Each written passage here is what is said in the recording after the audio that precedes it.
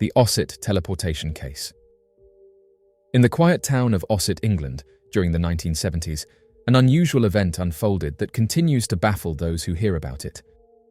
Often overlooked in the broader world of paranormal phenomena, the Ossett teleportation case stands out not for ghostly figures or strange lights in the sky, but for the complete mystery surrounding the sudden disappearance and reappearance of a local woman under circumstances that defied logic. What occurred raised questions about time, space, and the boundaries of human understanding, and to this day, no rational explanation has ever been agreed upon. The case began when a woman, described as living an ordinary life with no history of unusual behavior, vanished from her home without warning. What made her disappearance especially concerning was the time of day and the fact that she had no reason to leave. Hours later, she was found miles away, disoriented, confused, and with no recollection of how she had arrived at the location. Even more perplexing was that the area where she was discovered, an open rural spot, showed only one set of footprints, hers. No tracks led to the place, and none led away. Local authorities were immediately brought in to investigate. At first, they considered conventional explanations. Perhaps she had wandered there in a dazed state and forgotten the journey, but the problem with that theory was the complete lack of physical evidence. No disturbed vegetation, no trails, and no signs that she had travelled by foot or vehicle. The terrain was such that any movement, especially in damp or muddy conditions, would have left a trace. Yet nothing was found. Medical evaluations provided no clear answers. The woman was physically unharmed, showed no signs of confusion beyond what would be expected after a startling experience, and returned to normal soon after. She could not recall walking, being taken, or even leaving her house. Her last memory was of being at home, followed by what she described as a blank space, and then waking up in an unfamiliar location. There were no signs of a struggle or foul play, and no witnesses came forward to say they had seen her during the time she was missing. As speculation grew, so did the theories. Some in the community believed she had experienced a rare psychological episode, while others suggested she had somehow been the subject of an unintentional experiment in teleportation or a shift in reality. More fantastical ideas included time slips. What gave weight to the mystery was the complete lack of supporting evidence for any natural cause. Unlike other missing persons cases, this one left behind an eerie emptiness. No trail, no explanation, just a person who had vanished and returned, seemingly untouched by time. The Ossett teleportation case remains a quiet anomaly in the archives of British unexplained phenomena. It offers no clear answers and no easy explanations. For many, it represents the kind of event that challenges assumptions about reality and reminds us that, despite advances in science and understanding, there are still moments that defy categorization. Whether a glitch in perception, an environmental anomaly, or something far more mysterious, the case continues to stir quiet wonder in those who come across its strange details. The Screaming Skulls of Bettiscombe Manor. Nestled in the quiet countryside of Dorset, England, Bettiscombe Manor is an old and picturesque estate with a long history. But beneath its charming exterior lies one of the country's most unusual and eerie legends, the tale of the Screaming Skull. For generations, locals and visitors alike have whispered about a human skull kept inside the manor, said to unleash terrifying phenomena whenever it is disturbed. The story behind it is steeped in folklore, history, and unexplained events that continue to fuel fascination and unease to this day. According to legend, the skull belonged to a servant brought from the Caribbean in the 18th century. He was said to be a loyal and dedicated worker for the Pinney family, who owned the estate. As his health began to fail, he reportedly made a final request, that upon his passing, his body be returned to his homeland for burial. It was a heartfelt plea tied to deep cultural and spiritual beliefs, and it reflected his longing to rest in familiar soil. However, the request was not honoured. Instead, he was buried in the churchyard near Bettiscombe. Almost immediately afterward, strange and unsettling events began to unfold.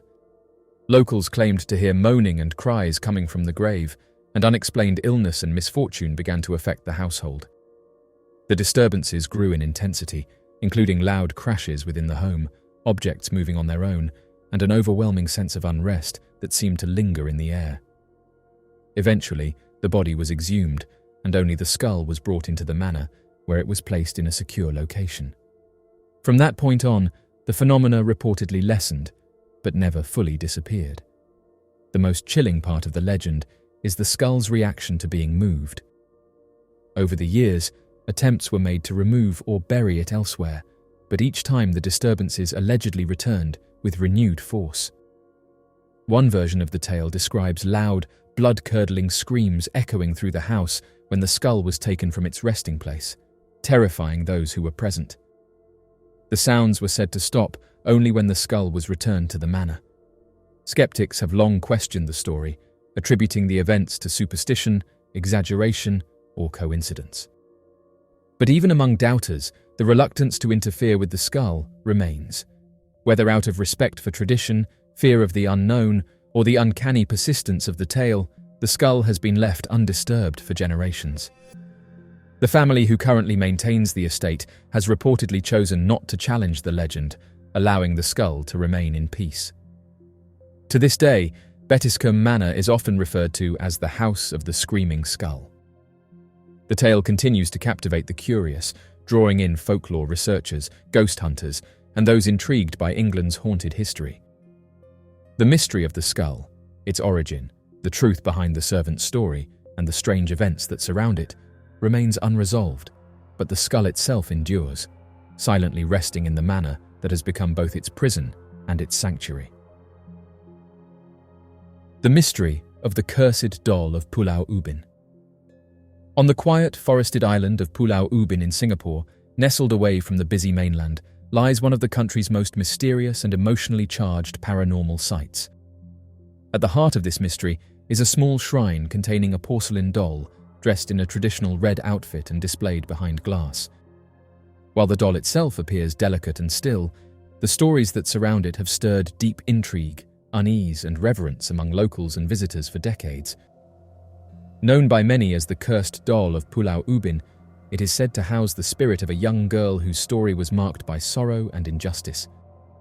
According to local legend, the girl once lived on the island, possibly during the early part of the 20th century. Her story varies in different versions, but the most commonly told account speaks of a child who was falsely accused of wrongdoing. Fearing punishment and overwhelmed by fear, she ran into the forest and was never seen again. Some say her spirit lingered in the place where she vanished, unable to rest due to the injustice she experienced. Over time, those who passed through that part of the island began to feel a strange presence. Subtle at first, but growing stronger with each visit. The shrine that now houses the doll is believed to have been established to offer the young girl's spirit peace and recognition.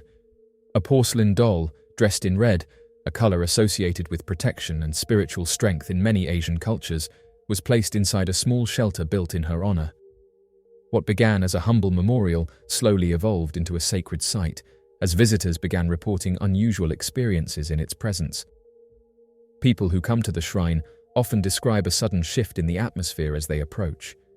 Some report a heavy emotional feeling, while others feel an unexplained sadness or an overwhelming sense of being watched. There are accounts of visitors being moved to tears for reasons they cannot fully explain. The area surrounding the doll is quiet, yet charged with a kind of stillness that feels different from the rest of the island. Many choose to bring offerings, flowers, toys, or small gifts, as a gesture of respect to the spirit said to inhabit the doll. Despite being known as a cursed doll, the energy associated with it is not considered malicious. Instead, locals speak of the spirit with empathy and reverence, as though the child remains not to harm, but to be remembered. Those who visit with pure intentions and respect are often left with a sense of calm or quiet reflection. However, those who mock or disregard the shrine are said to experience misfortune or unsettling dreams, reinforcing the belief that the spirit is sensitive to how it is treated. The mystery of the cursed doll of Pulau Ubin endures not only because of the paranormal stories attached to it, but because of the emotional resonance it carries. It is a story of loss, remembrance, and the human need to honor those who may have been forgotten. Whether one sees the shrine as a paranormal site or a place of spiritual healing, it stands quietly on the island, inviting those who find it to pause, reflect, and feel. The House of 1,000 Spirits. In the late 1980s, a quiet house in San Pedro, California, became the center of one of the most disturbing and well-documented hauntings in modern American paranormal history. Jackie Hernandez, a young mother seeking a fresh start, moved into a modest home in the coastal neighborhood. What began as a hopeful new chapter quickly turned into a living nightmare as unexplained phenomena began to unfold around her. The house, later dubbed the House of 1,000 Spirits, would become notorious for intense paranormal activity, terrifying not only Jackie, but also those who dared to investigate its mysteries. Soon after moving in, Jackie began to experience unsettling events. Strange noises echoed through the home, disembodied voices that seemed to come from the walls and corners, murmuring in the dead of night.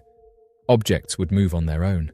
Furniture shifted, lights flickered without cause, and water dripped steadily from the ceilings, despite the absence of any plumbing above.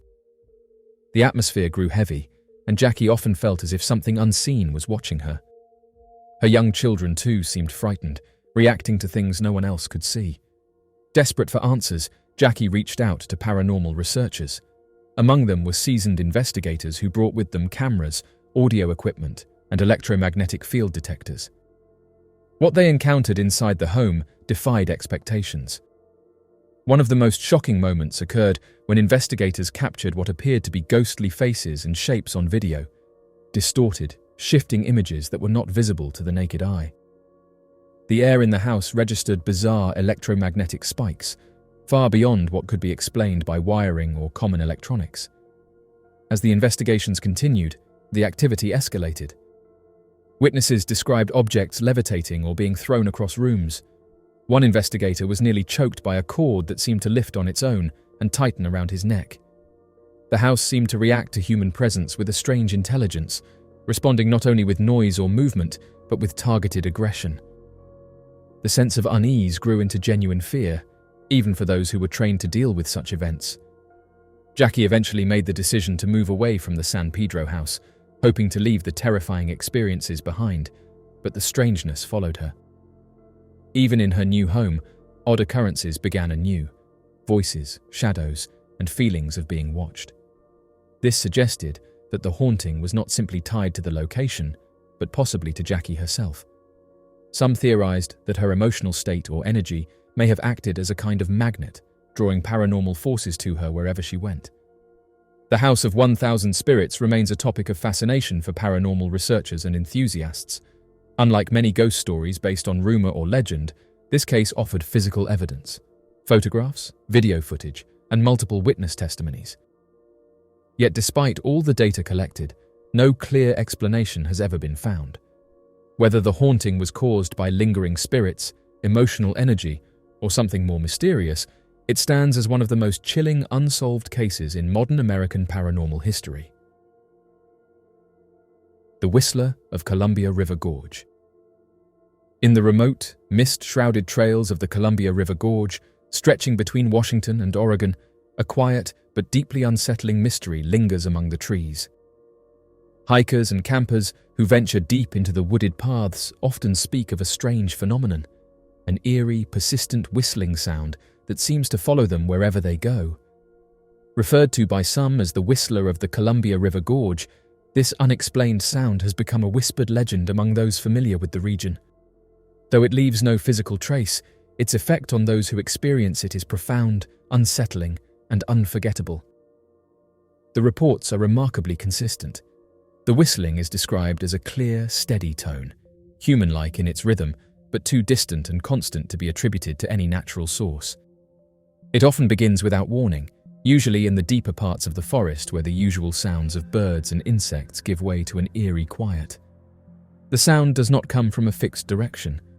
Instead, it seems to move with the listener, always just out of reach, as if circling them from a distance.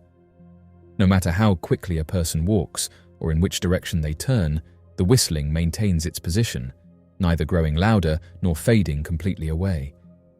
Some hikers have reported trying to chase the sound, convinced that a person must be making it, yet no one is ever found. Others have tried to ignore it, only to feel an overwhelming sense of being observed, as though the whistling is not just a sound, but an active presence. A few have spoken of an odd pressure in the air or a tingling sensation along the back of the neck when the sound begins. Though the whistler has never been linked to harm, the psychological effect is enough to drive some visitors back to their vehicles, unwilling to spend another moment in the forest. Attempts to document the sound have only added to the mystery. People have brought recording devices in hopes of capturing proof, but the results are always the same. Either the devices malfunction entirely, or they record nothing but silence. Batteries drain unexpectedly, files become corrupted, or strange static appears in place of the expected audio. For those who believe in the paranormal, this failure to document the sound only deepens the sense that the whistler is something beyond ordinary understanding. Local folklore has grown around the phenomenon. Some say the whistling is a spirit guarding the forest, warning people not to stray too far from the path. Others believe it to be a residual echo of something ancient, imprinted on the land by events long forgotten. There are even tales of those who tried to whistle back and claimed the sound responded. Whether a trick of acoustics, an undiscovered natural occurrence, or something more otherworldly, the whistler of Columbia River Gorge remains an enduring mystery. It offers no answers, only the haunting memory of a sound that shouldn't be there, yet somehow is. Those who hear it leave changed, their experience echoing long after the forest has fallen silent once again. The mystery of the Hensborough Light. In the quiet countryside of Cornwall, in a remote field near Hensborough, a mysterious phenomenon has lingered for more than half a century. Known to locals simply as the Hensborough Light, this unexplained presence has become a part of the area's folklore, whispered about in pubs and passed down through generations. The light appears only at night, usually in the stillness of early morning hours, and behaves in ways that defy simple explanation. It floats above the ground, pulses softly as if alive, and then vanishes without a sound. What sets the Hensborough Light apart from other unexplained phenomena is not just its longevity, but its elusive nature. Many who have seen it describe a glowing orb, neither too bright nor too dim, hovering in silence before fading away or shooting off into the darkness. Attempts to photograph it have consistently failed. Some say cameras freeze up or refuse to focus, while others report that batteries drain unexpectedly, just as the light appears.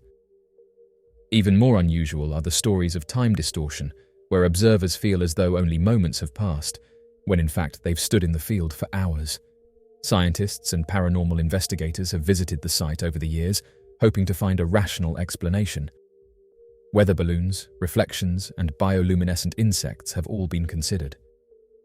Some suggested atmospheric phenomena like ball lightning, but none of these theories have accounted for the consistency of the sightings or the strange technological failures experienced by those who try to document it.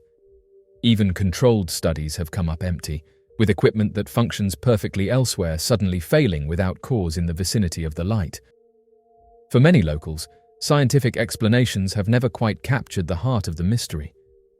They believe the Hensborough Light is not just an unexplained natural event, but something spiritual or otherworldly. Some say it is a spirit light, an energy left behind by someone or something connected deeply to the land. Others view it as a kind of earth energy, a natural anomaly connected to the ley lines that some believe crisscross the ancient landscapes of Britain. Cornwall, rich in myth and history, is no stranger to stories of strange lights, standing stones and unseen forces, and the Hensborough Light fits comfortably within that tradition. Despite the fear such stories might inspire, the light is not seen as malevolent. Most describe it as quiet, almost curious, and those who have witnessed it speak more of awe than alarm. For some, seeing it has been a deeply personal or even spiritual experience.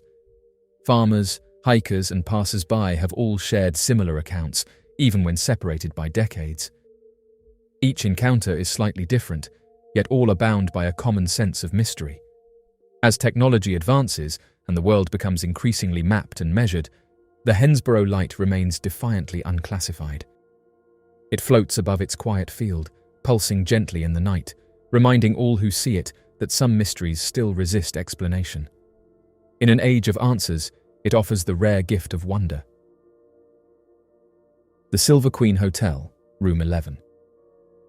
In the heart of Virginia City, Nevada, stands the Silver Queen Hotel, a historic establishment that has seen the passage of time, the bustle of the old mining boom, and, according to many, the lingering presence of something not quite of this world.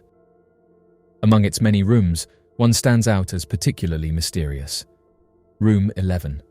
For decades, guests and investigators alike have reported strange phenomena in this room, all seemingly centered around the spirit of a woman known as Rosie. Believed to have been a working girl during the 1800s, Rosie's presence has become a defining feature of the Silver Queen's paranormal reputation. The stories surrounding Rosie are both intriguing and unsettling. Guests who have stayed in Room 11 often speak of unexplained events, mirrors reflecting a figure that is not in the room, the sound of soft crying during the night, and even the distinct sensation of someone sitting on the edge of the bed when no one is there. Some visitors have woken in the middle of the night to a heavy, sad atmosphere, as though they were not alone. Though no harm ever comes to the guests, the feeling is enough to leave a lasting impression. Paranormal investigators who have explored Room 11 have documented unusual readings. Sudden temperature drops, unexplained cold spots, and fluctuations in electromagnetic fields have all been recorded within the room's walls. Most compelling are the EVPs, electronic voice phenomena, captured during investigations. These audio recordings have included what some claim are faint words or whispers, with one name repeated more than once: Rosie. These phenomena, though subtle, continue to draw paranormal enthusiasts and curious travelers year after year. The hotel's connection to Virginia City's wild and storied past only adds to the depth of the mystery. During the silver rush of the 19th century, Virginia City was a booming mining town filled with saloons, miners, entertainers, and those seeking their fortune. In that context, Rosie is believed to have been a woman whose life was closely tied to the hotel, possibly even living and working there. According to legend, her story ended tragically within the walls of Room 11, and her spirit may have remained behind, tethered by emotion or memory. While some skeptics suggest the occurrences are merely the result of old pipes, creaky floorboards, or suggestibility fueled by the room's reputation, the consistency of the reports makes it difficult to dismiss entirely. Over the years, countless unrelated guests have described nearly identical experiences without prior knowledge of the room's haunted history. This pattern, repeated over time and across many individuals, gives weight to the claims that something unusual is indeed taking place. Today, the Silver Queen Hotel embraces its paranormal notoriety, with Room 11 remaining one of its most requested accommodations. Those who stay there do so with a mixture of curiosity and caution, hoping to glimpse something beyond the ordinary. Whether Rosie is truly a spirit lingering from another time, or simply the creation of stories passed down and shaped by belief, the mystery remains. Room 11 continues to invite questions, whispering secrets of the past through creaking floorboards and cold midnight air. The radioactive ghosts of Chernobyl. Since the catastrophic nuclear accident at Chernobyl in 1986, the exclusion zone surrounding the site has remained largely abandoned, a haunting landscape frozen in time. Overgrown buildings, silent streets, and decaying playgrounds in the nearby city of Pripyat serve as solemn reminders of the sudden evacuation that left the area lifeless. Yet, for many who have entered the zone over the years, workers, researchers, explorers, and even security personnel, it seems the land may not be as empty as it appears. Strange reports have surfaced of unexplained activity, leading some to speak of what are now called the radioactive ghosts of Chernobyl. Apparitions are said to roam the ruins, particularly in and around Pripyat. Shadowy figures, often described as wearing old-style gas masks or protective suits, have been glimpsed moving between buildings, standing in windows, or walking through the misty streets. These figures are usually seen from a distance, vanish quickly, and are never found upon further investigation.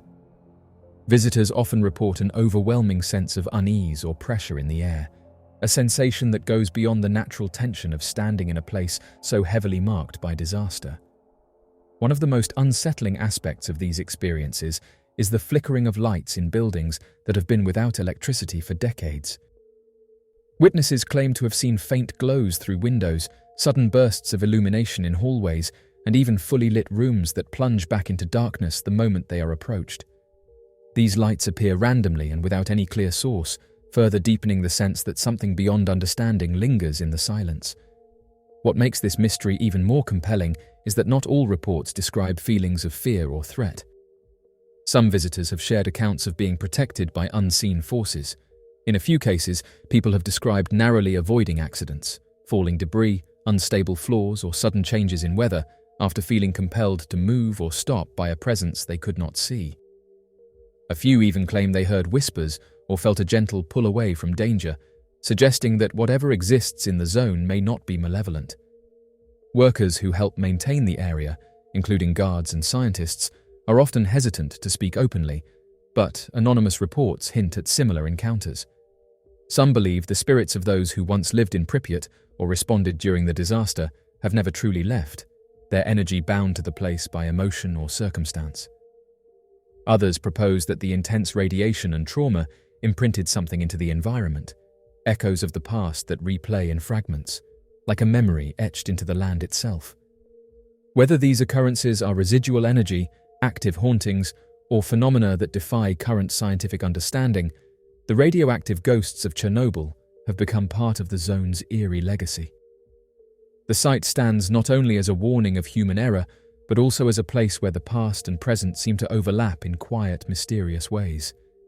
In the shadows of shattered buildings and among the overgrown streets, something waits, silent, watchful, and unexplained. Disappearance of Emanuela Orlandi. Since her last sighting on June 22, 1983, following a music class in Rome, 15-year-old Emanuela Orlandi, the daughter of a Vatican official, has remained missing. In the theories surrounding Orlandi's disappearance, amateur investigators have accused various individuals and groups of being responsible for her disappearance, and despite the fact that the case has never been resolved and she has never even been located, disturbing new evidence has brought the case back to light. For the first time in over 35 years, a promising 2019 lead involving bones found in Vatican City that were thought to be hers appeared to be leading authorities in the right path. But investigators' hopes were soon crushed once more. Even now, the mystery surrounding Emanuela Orlandi's disappearance is still unsolved and unsettling. Although they lived in a small, close-knit neighborhood where their father was a powerful figure, Emanuela Orlandi's brother Pietro claimed that they had a Vatican upbringing and that they felt safest in the world. However, on June 22, 1983, their home turf proved to be anything but safe. She was studying the flute 3 days a week at a nearby music school, and that's exactly what she was doing the day she disappeared. She arrived in class and spoke with her sister afterwards, but she never returned home. Her last known communication with anyone was that phone call to her sister. The following day, Emanuela Orlandi was formally declared missing, and as soon as any tips came in, the inquiry was launched. Particularly, 2 tips, one from June 25th and another from June 28th, seemed to point investigators in the right direction. Referring to himself as Pierluigi, the first caller claimed to have seen Orlandi that day in Rome and even gave specifics about her attire and flute that led detectives to conclude he was telling the truth. He continued by saying that Orlandi had told her sister that the girl, who was going by the name Barbarella, had fled from home in order to sell Avon goods. On June 28th, the second caller reported to the police that he had also met a young woman who had run away from home and went by the name Barbara. This man's account of seeing her at a pub close to the music school seems plausible. However, subsequent informants began discussing a plot involving the Grey Wolves, a Turkish organization who was planning to take Emanuela Orlandi and then trade her for one of their own assassins who had been imprisoned for firing at the Pope 2 years prior. To explain what transpired, several explanations have been proposed. Considering the Vatican and its surroundings are a center of mafia and religious influence, those organizations are frequently viewed with distrust. The Banda della Magliana, a criminal organization with headquarters in Rome and commanded by Enrico de Pedis, is at the center of most mafia hypotheses. According to the notion, the syndicate determined that holding the daughter of a Vatican official hostage would be the best method to recover the vast sums of money they had borrowed to the Vatican Bank but were not receiving in return. This theory has been bolstered by anonymous information to the authorities, and de Pedis' ex-girlfriend later went public with her accusation that he told her he had taken Orlandi. However, hard evidence is scant, and a police check of the gangster's grave, which one tipster had suggested might yield DNA evidence supporting the hypothesis, produced no results. There appears to be more evidence supporting the Grey Wolf's idea. On May 13, 1981, Grey Wolf Mehmet Ali Aga attempted to take out Pope John Paul II in the Vatican by firing at him 4 times, but was apprehended right away. In the weeks after Orlandi vanished, a number of anonymous calls to the authorities raised the possibility that Orlandi was being held by Turkish militants with the intention of trading her for Agca. One scenario regarding the Orlandi case, and possibly the most unsettling claim, is that Emanuela Orlandi and other girls were taken by the Vatican. According to The Telegraph, the hypothesis goes on to say that these parties included foreign ambassadors as well.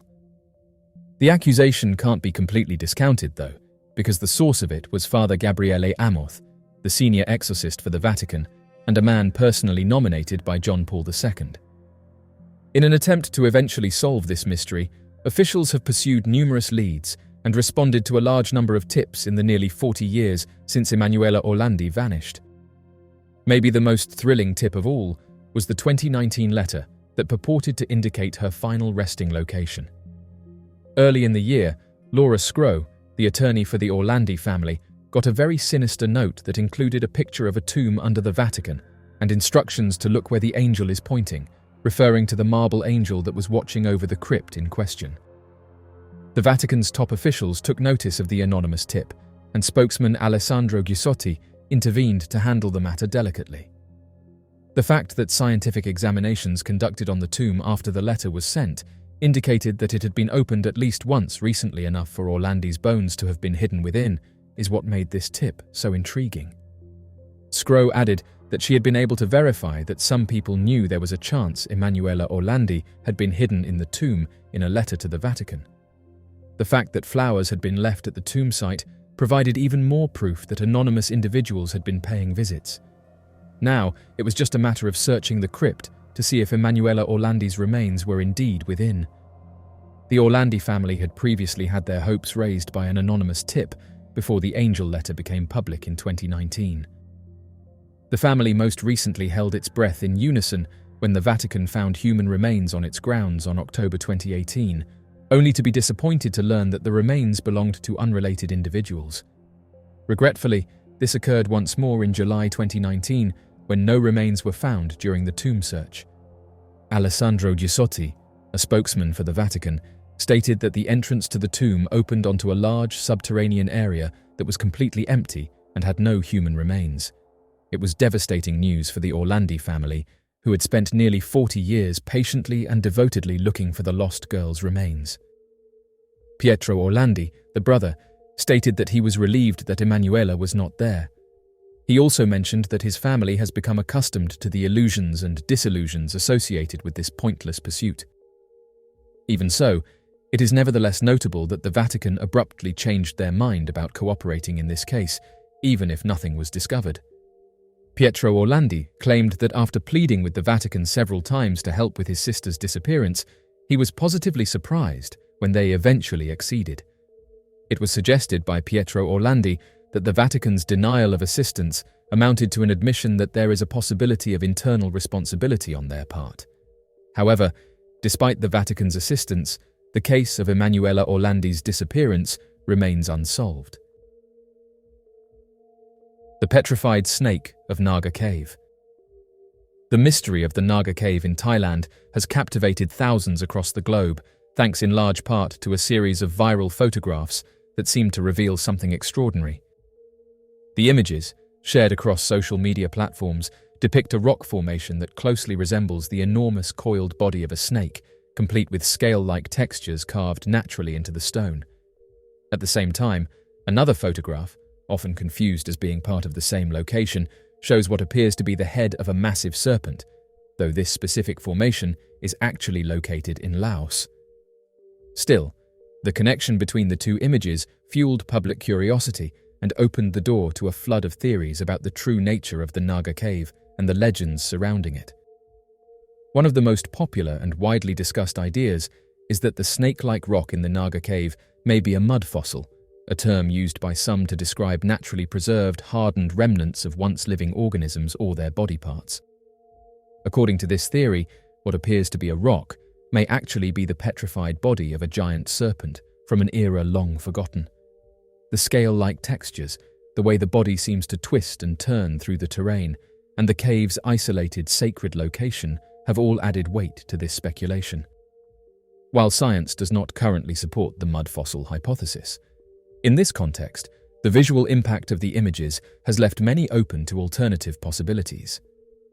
Adding to the mystery, shortly after the photos of the Naga cave went viral, locals reported that the site was abruptly closed to the public. Authorities stated that this was due to vandalism in the area, a claim that seemed straightforward at first. However, residents living near the cave began to report unusual activity around the time of the closure. Several witnesses claimed to have seen black vans parked near the cave entrance, and there were whispers that teams had been conducting studies or collecting data. With no official statements released regarding the nature of this activity, speculation quickly grew. Some believed the site was being examined for potential archaeological significance, while others theorized that something had been discovered that warranted secrecy. The Naga cave holds a spiritual significance in Thai folklore. In Buddhist and regional beliefs, the Naga is a serpent-like being, often considered a protector or guardian, and is frequently associated with rivers, mountains, and caves. The cave's name itself is a direct reference to this mythological creature, which has long been part of local tradition. For those familiar with the stories, the possibility that the cave could be a resting place or representation of a Naga is not merely poetic, it is deeply meaningful. Whether the formation in Naga Cave is a natural wonder sculpted by wind and time, or something far more mysterious, remains an open question. What is certain is that the cave has inspired awe, debate, and spiritual reflection. The unusual closure, the viral images, and the cultural context have all combined to turn the Naga Cave into a modern mystery, one that continues to stir the imagination of those who seek answers in the ancient stones of the earth. The mystery of the Dorrigo apparition. In the misty hills near Dorrigo, a quiet town in New South Wales, Australia, a mystery has lingered for over 2 decades. Along the rural roads that wind through the countryside, drivers have reported eerie encounters with a strange figure that seems to appear out of nowhere. Known locally as the Dorrigo apparition, this phenomenon has become one of the region's most unsettling and persistent modern-day mysteries. Despite years of sightings, the identity or origin of the figure remains unknown, and no clear explanation has ever been agreed upon. Witnesses often describe the figure as tall and mist-like, with a faint, glowing outline. It typically appears in the middle of the road during the late hours of the night, often on quiet stretches with no street lighting. Drivers say the apparition is human-shaped but lacks clear detail, more like a glowing silhouette than a solid person. The figure will often stand still, seemingly looking toward the approaching vehicle, and then vanish without a trace. For those behind the wheel, the experience is both startling and surreal. Many drivers who have encountered the Dorrigo apparition report feeling an overwhelming sense of urgency to swerve or stop, genuinely believing a real person is standing in the road. Yet when they pull over and investigate, they find nothing. No footprints, no movement, and no trace of anyone ever being there. The roads are often damp or foggy, which adds to the eerie ambience, but the stories remain consistent even in clearer conditions.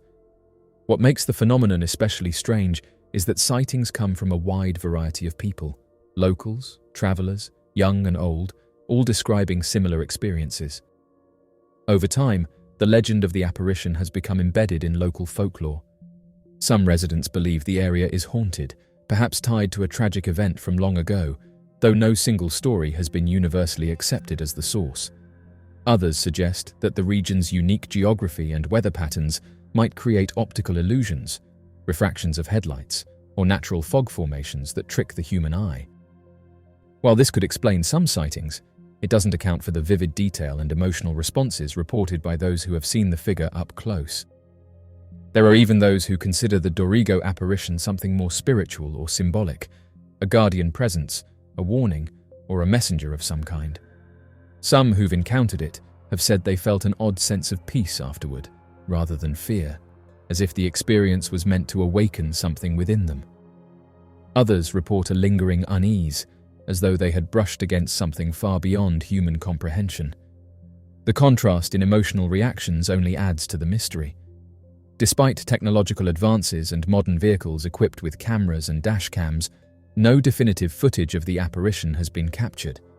Equipment either fails to record at the critical moment or the figure simply does not appear on playback. This continued lack of evidence keeps the story alive, suspended between local legend and potential reality.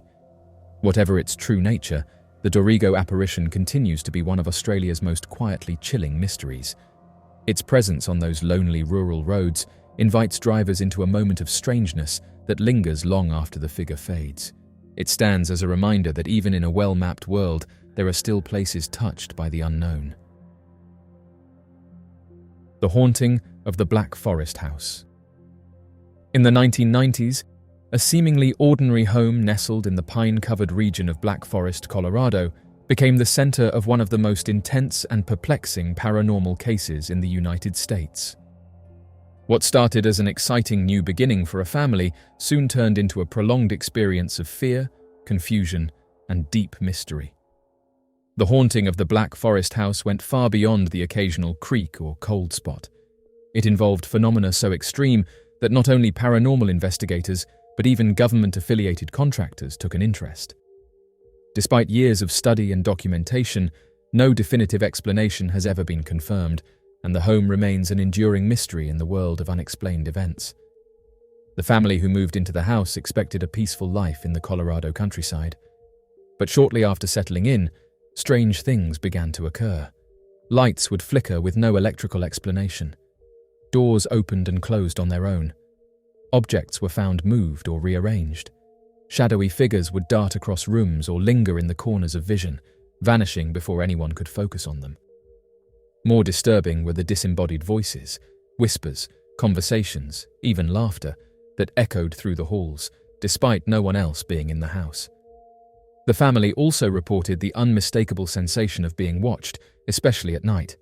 Some described feeling touched or tugged at by unseen hands, which added an uncomfortable layer of personal intrusion to the experience. Initially, the family questioned their own perceptions. They had the house inspected, hoping for rational answers: faulty wiring, drafty windows, perhaps even the stress of moving. But the events not only continued, they intensified. Lights turned on and off at will. Electronic devices behaved erratically. Pets acted afraid, refusing to enter certain rooms. Cameras set up by the family captured strange energy distortions, unexplained light patterns, and in some cases, what appeared to be human faces or full apparitions manifesting in the frame. As word of the haunting spread, paranormal researchers began to visit the site. Investigators brought specialized equipment and documented temperature drops, electromagnetic fluctuations, and audio anomalies. Some of the photos taken during these sessions revealed ghostly figures, including one that appeared to show a transparent man standing in a doorway. There were also reports of unknown presences brushing past people or breathing near their ears. One investigator stated that the house seemed to act like a magnet for energy, both emotional and environmental, possibly making it a kind of hotspot for paranormal activity. What made this case even more unusual was the interest it drew from outside the world of ghost hunters. A few government-affiliated researchers, some rumored to be connected with experimental surveillance or remote viewing programs, reportedly visited the property. Though their findings were never made public, their involvement added an extra layer of intrigue to an already chilling situation. Whether they were exploring potential natural explanations or something far more unusual was never clarified. Through it all, the family remained in the house, documenting their experiences and working with investigators to try and make sense of what was happening. They were not looking for fame or attention, they simply wanted peace and understanding. Yet, even with numerous witnesses, hours of footage, and dozens of first-hand accounts, no one has ever been able to definitively explain the origin or purpose of the phenomena occurring in the Black Forest house. To this day, the mystery endures. The home still stands, and its reputation as one of America's most haunted houses continues. Some believe the land itself may carry a kind of residual energy, perhaps tied to events long forgotten. Others suspect some type of overlap or intense psychic energy. Whatever the cause, the Black Forest haunting remains an extraordinary example of a paranormal event that refuses to fade, a reminder that some mysteries are not so easily solved. The Humpty Doo poltergeist. In the early 1990s, a quiet home in Humpty Doo, a small rural town near Darwin in Australia's Northern Territory, became the epicenter of one of the country's most intense and baffling paranormal cases. What began as a few odd disturbances quickly escalated into a months-long episode of violent and unexplained activity that drew the attention of media outlets, paranormal investigators, and even law enforcement. The Humpty Doo poltergeist case is remembered not only for the sheer scale of the disturbances, but for the credibility of the witnesses who observed them firsthand. The property, a modest house occupied by a small group of residents, gave little outward indication that anything unusual was going on. But behind closed doors, those living there reported a growing number of terrifying phenomena. Objects would suddenly fly across rooms with incredible force, glassware shattered spontaneously, and furniture, sometimes heavy, solid items, moved on their own. What made the case even more disturbing was the presence of small fires that would ignite without an obvious source. These fires appeared in random locations, including on furniture, curtains, and even in mid-air, only to extinguish themselves or be put out before causing major harm. Initially, the residents believed there had to be a logical explanation, perhaps a prank, faulty wiring, or even stress, but the incidents continued, becoming more violent and frequent. Doors slammed with unnatural force, religious items were flung from walls, and strange knocks echoed through the house without a visible cause. At one point, a full-sized refrigerator was reported to have moved across the floor with no one near it. The power and unpredictability of the phenomena deeply unsettled everyone involved. As word of the activity spread, it attracted a range of visitors, from skeptical journalists to curious neighbors and professional paranormal investigators. What set this case apart from many others was the number of credible witnesses who testified to seeing the events unfold in real time. Police officers who responded to emergency calls described watching objects move as if thrown by invisible hands. Journalists who visited the home to cover the story reported being physically struck by flying items.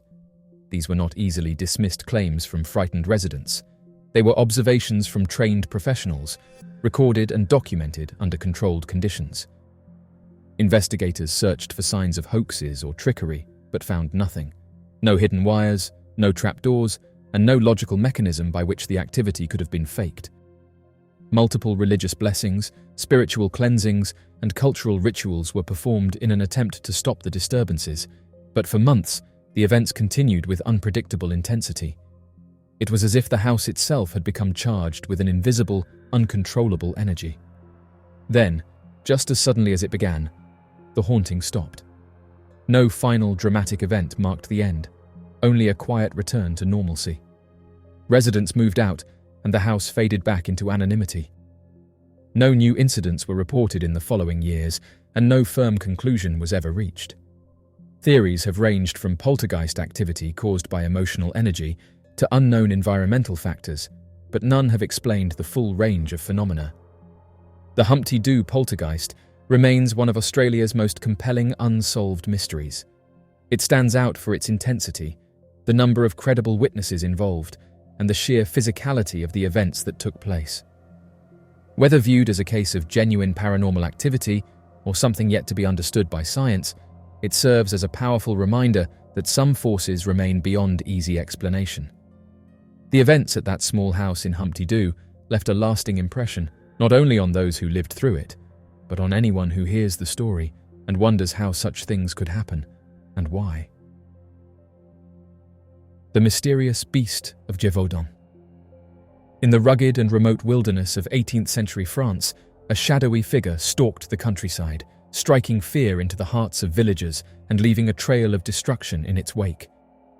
Known as the Beast of Gévaudan, this mysterious creature became the stuff of legend, captivating the imagination of the populace and inspiring a frantic hunt to rid the land of its terrifying presence. Yet, despite the efforts of hunters and soldiers, the true identity and nature of the beast remained shrouded in mystery, leaving behind a legacy of fear and fascination that endures to this day. A fearsome creature made rural areas of central France its hunting grounds between 1764 and 1767. The beast, who frightened the entire nation for 3 years by claiming the lives of both sheep and children, managed to escape from steel jaw traps and beats. On June 13, 1764, the panic started. A 14-year-old girl from the Ardèche village of Les Hubacs was eaten by a ferocious beast on that exact day. There have been previous reports of wolf attacks in the Gévaudan, a large area of undulating hills and verdant plains that is home to 20,000 Canis lupus, no less. But after that day, attacks on young cowherds or the daughters of shepherds were frequent. Fearful whispers began to circulate, attributing the cause to a hideous being, far larger than any other wolf, possessing lion's paws, horns, and enormous fangs. A hyena, a bear, a panther, or even a supernatural being was what several witnesses thought the object was instead of a wolf.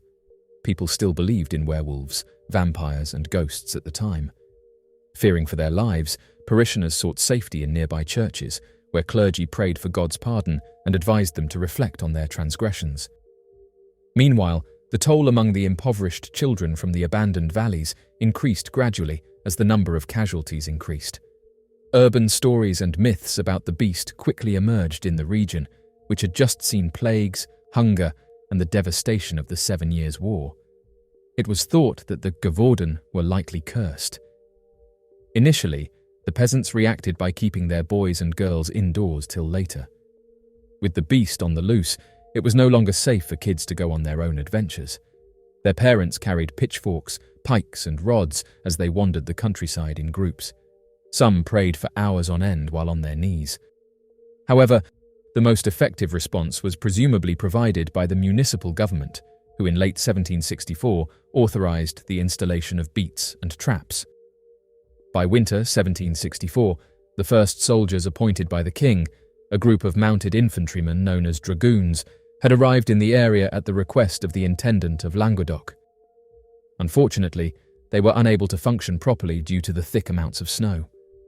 They started hunting again in early 1765, but their efforts eventually proved fruitless since the beast was always able to get past their nets and traps.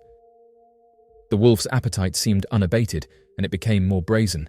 It attacked 7 Villeray youngsters, ages 8 to 12, on January 12th. Nevertheless, the children overcame all obstacles to force the beast to flee, while the adults were unable to. A royal scholarship subsequently helped one of the youngsters participating in that valiant deed, and he went on to become a lieutenant in the Royal Artillery Corps. It even infuriated King Louis XV himself. If someone could bring him the creature's head, he would reward them with £6,000, the equivalent to £433,000, or $512,000.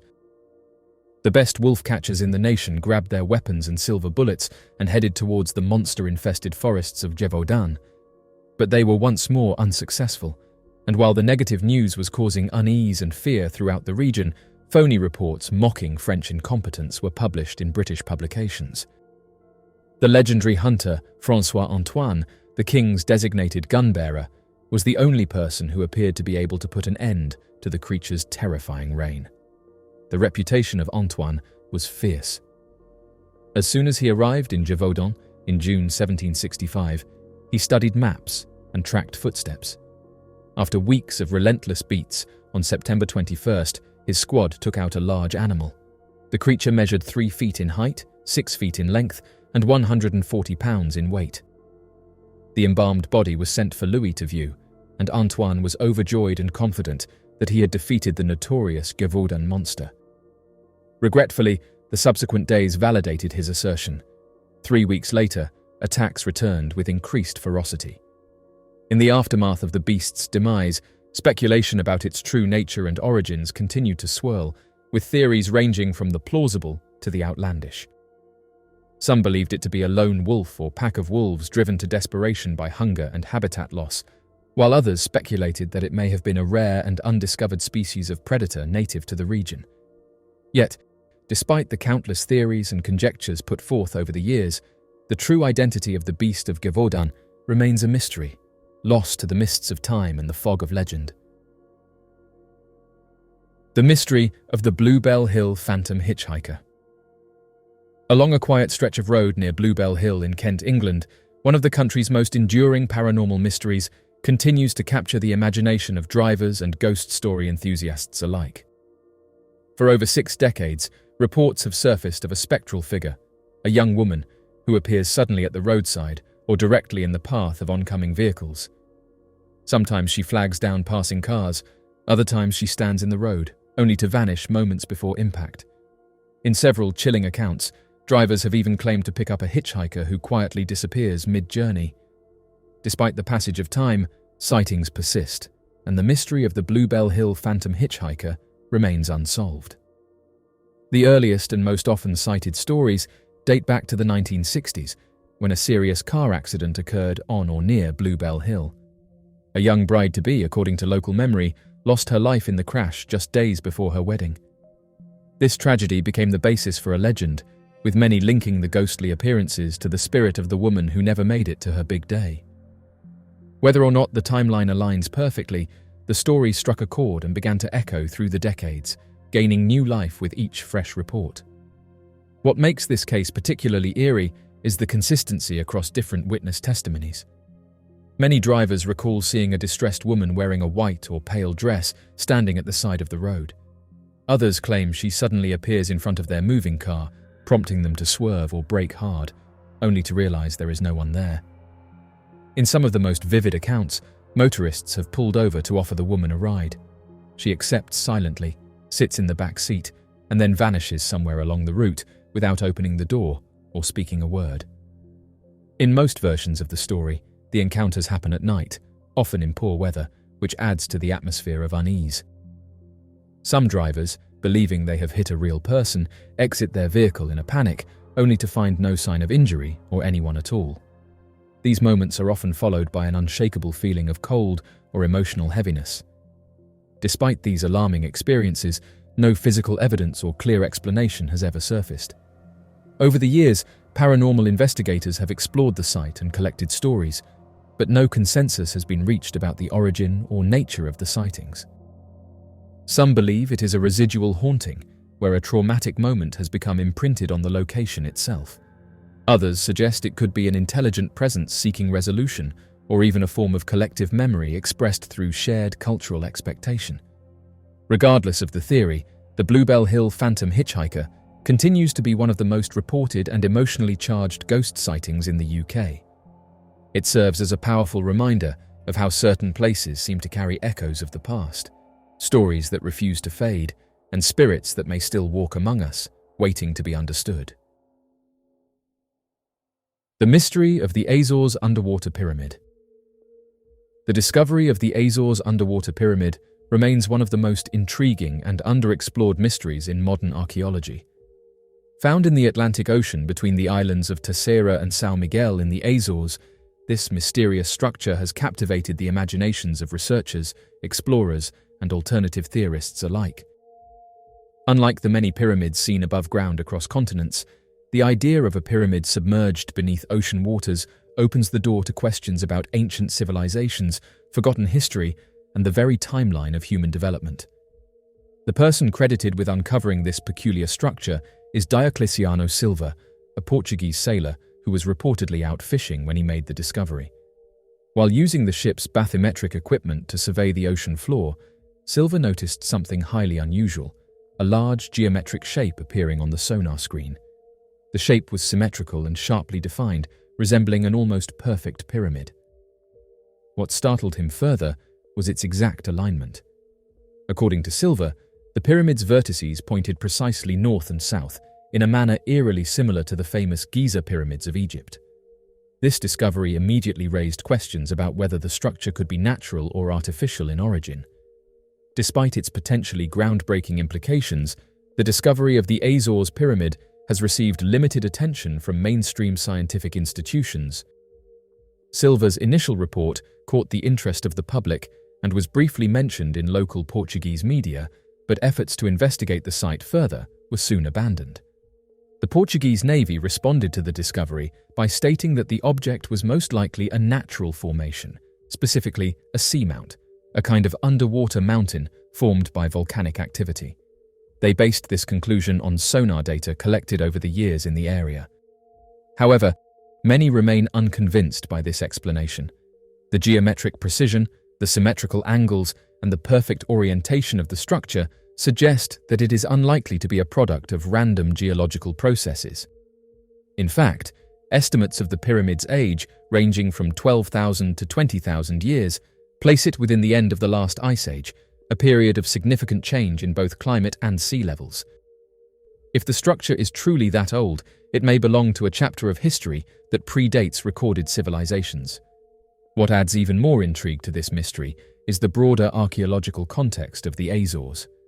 Although the islands are considered remote, excavations and surveys in the region have revealed fascinating artifacts, including megalithic structures, sanctuaries believed to be of Carthaginian origin, Roman inscriptions, and ancient cave art. These discoveries hint at the possibility that the Azores once played a more important role in pre-modern human history than is currently understood. Nonetheless, official interest in investigating the pyramid further appears to have faded. According to Admiral Fernando Pires, head of the maritime zone of the Azores, the location had not been subjected to any formal investigation due to both practical challenges and political hesitations. He mentioned that the probes would not have been effective at the time and might have even interfered with marine navigation. Yet, without detailed scientific exploration, the true nature of the pyramid remains speculative. The lack of historical record from any known local or ancient culture in the region that practiced pyramid building only deepens the mystery. There is no known civilization near the Azores with an architectural tradition capable of constructing such a structure, which raises the possibility that the pyramid predates known history or was built by a seafaring culture that left no trace. In the end, the Azores underwater pyramid stands as an open question. Is it a natural geological formation, an ancient structure swallowed by time and sea, or something else entirely? Jackson Brent Garcia, an 18-year-old individual, went missing on December 26, 2020, in Sumter County, South Carolina. The last known sighting of him was on Ithaca Drive, where he left his cousin's residence that evening. When Garcia vanished, he was residing in Sumter, South Carolina, alongside his grandmother. It is worth noting that he is commonly known by the nickname Brent. This mysterious disappearance has raised many questions and demands a thorough investigation. According to his family, who depict him as a compassionate and family-centric individual, it is highly atypical for Brent to disappear without reaching out to anyone. On the auspicious day of December 25, 2020, Jackson Brent Garcia commenced the morning in the delightful company of his cherished family, indulging in the joyful merriment of Christmas festivities and eagerly unwrapping the thoughtfully exchanged presents. Between the hours of 4 and 5:30 in the afternoon, Garcia engaged in separate telephone conversations with both his brother and grandmother. During these interactions, he communicated to them that he was currently occupied with playing games at his cousin's residence and assured them of his imminent return to his own home. Following his failure to return home, Garcia's grandmother made several attempts to reach out to him, endeavoring to establish contact. Despite her persistent efforts, Garcia chose not to answer the phone, leaving his grandmother in a state of worry and concern. In the evening of December 26, 2020, Garcia was sighted for the last time by his cousin at his residence situated on Ithaca Drive in Sumter, South Carolina. This particular sighting occurred while both of them were spending time outdoors with their family pet. At approximately 7 in the evening, his cousin responsibly brought the dog indoors and headed back into the house. However, upon entering, they realized that Garcia, the dog, was mysteriously missing from sight. This sudden disappearance left everyone perplexed and concerned about his whereabouts. According to the available information, Garcia, unfortunately, did not return home, and there have been no updates or communication from him since then. It is worth noting that although his cousin did not witness his departure, it is widely believed that Brent left his location on foot. On the 28th of December in the year 2020, the mother of the individual took the initiative of filing a report concerning their disappearance. During the investigation into the disappearance of Jackson Brent Garcia, authorities have received numerous reports detailing sightings of him around the time he went missing. Authorities in the vicinity where Garcia was last spotted carried out extensive searches, employing aerial surveillance, foot patrols, and the utilization of highly trained K-9 units.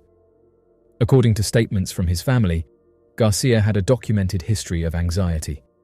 It is worth noting that his struggles with these conditions were well known among his loved ones. Unfortunately, prior to his disappearance, Garcia neglected to bring along his prescribed medications, which were crucial for stabilizing his health. Following an extensive investigation, law enforcement authorities were unable to uncover any substantive evidence, methods, or motives associated with the mysterious disappearance of Jackson Garcia. Brent's Army, Crime Stoppers, and the Sumter Police Department have come together to offer a substantial reward of $10,000 to anyone who can provide crucial information that will assist in locating Brent. The circumstances of Jackson Brent Garcia's disappearance remain unclear, and his case is currently classified as missing. His case remains unsolved. The mystery of Tabitha Goines. Tabitha Goines, a 39-year-old woman, went missing in Fayetteville, North Carolina on November 24, 2019. Tabitha, who is a mother of 4, vanished without a trace, causing great concern for her family. In the early hours of November 24, 2019, specifically around 12:30, Tabitha departed from the place of residence where she had been staying. While strolling through the dense woods, Tabitha found herself trailing behind her boyfriend.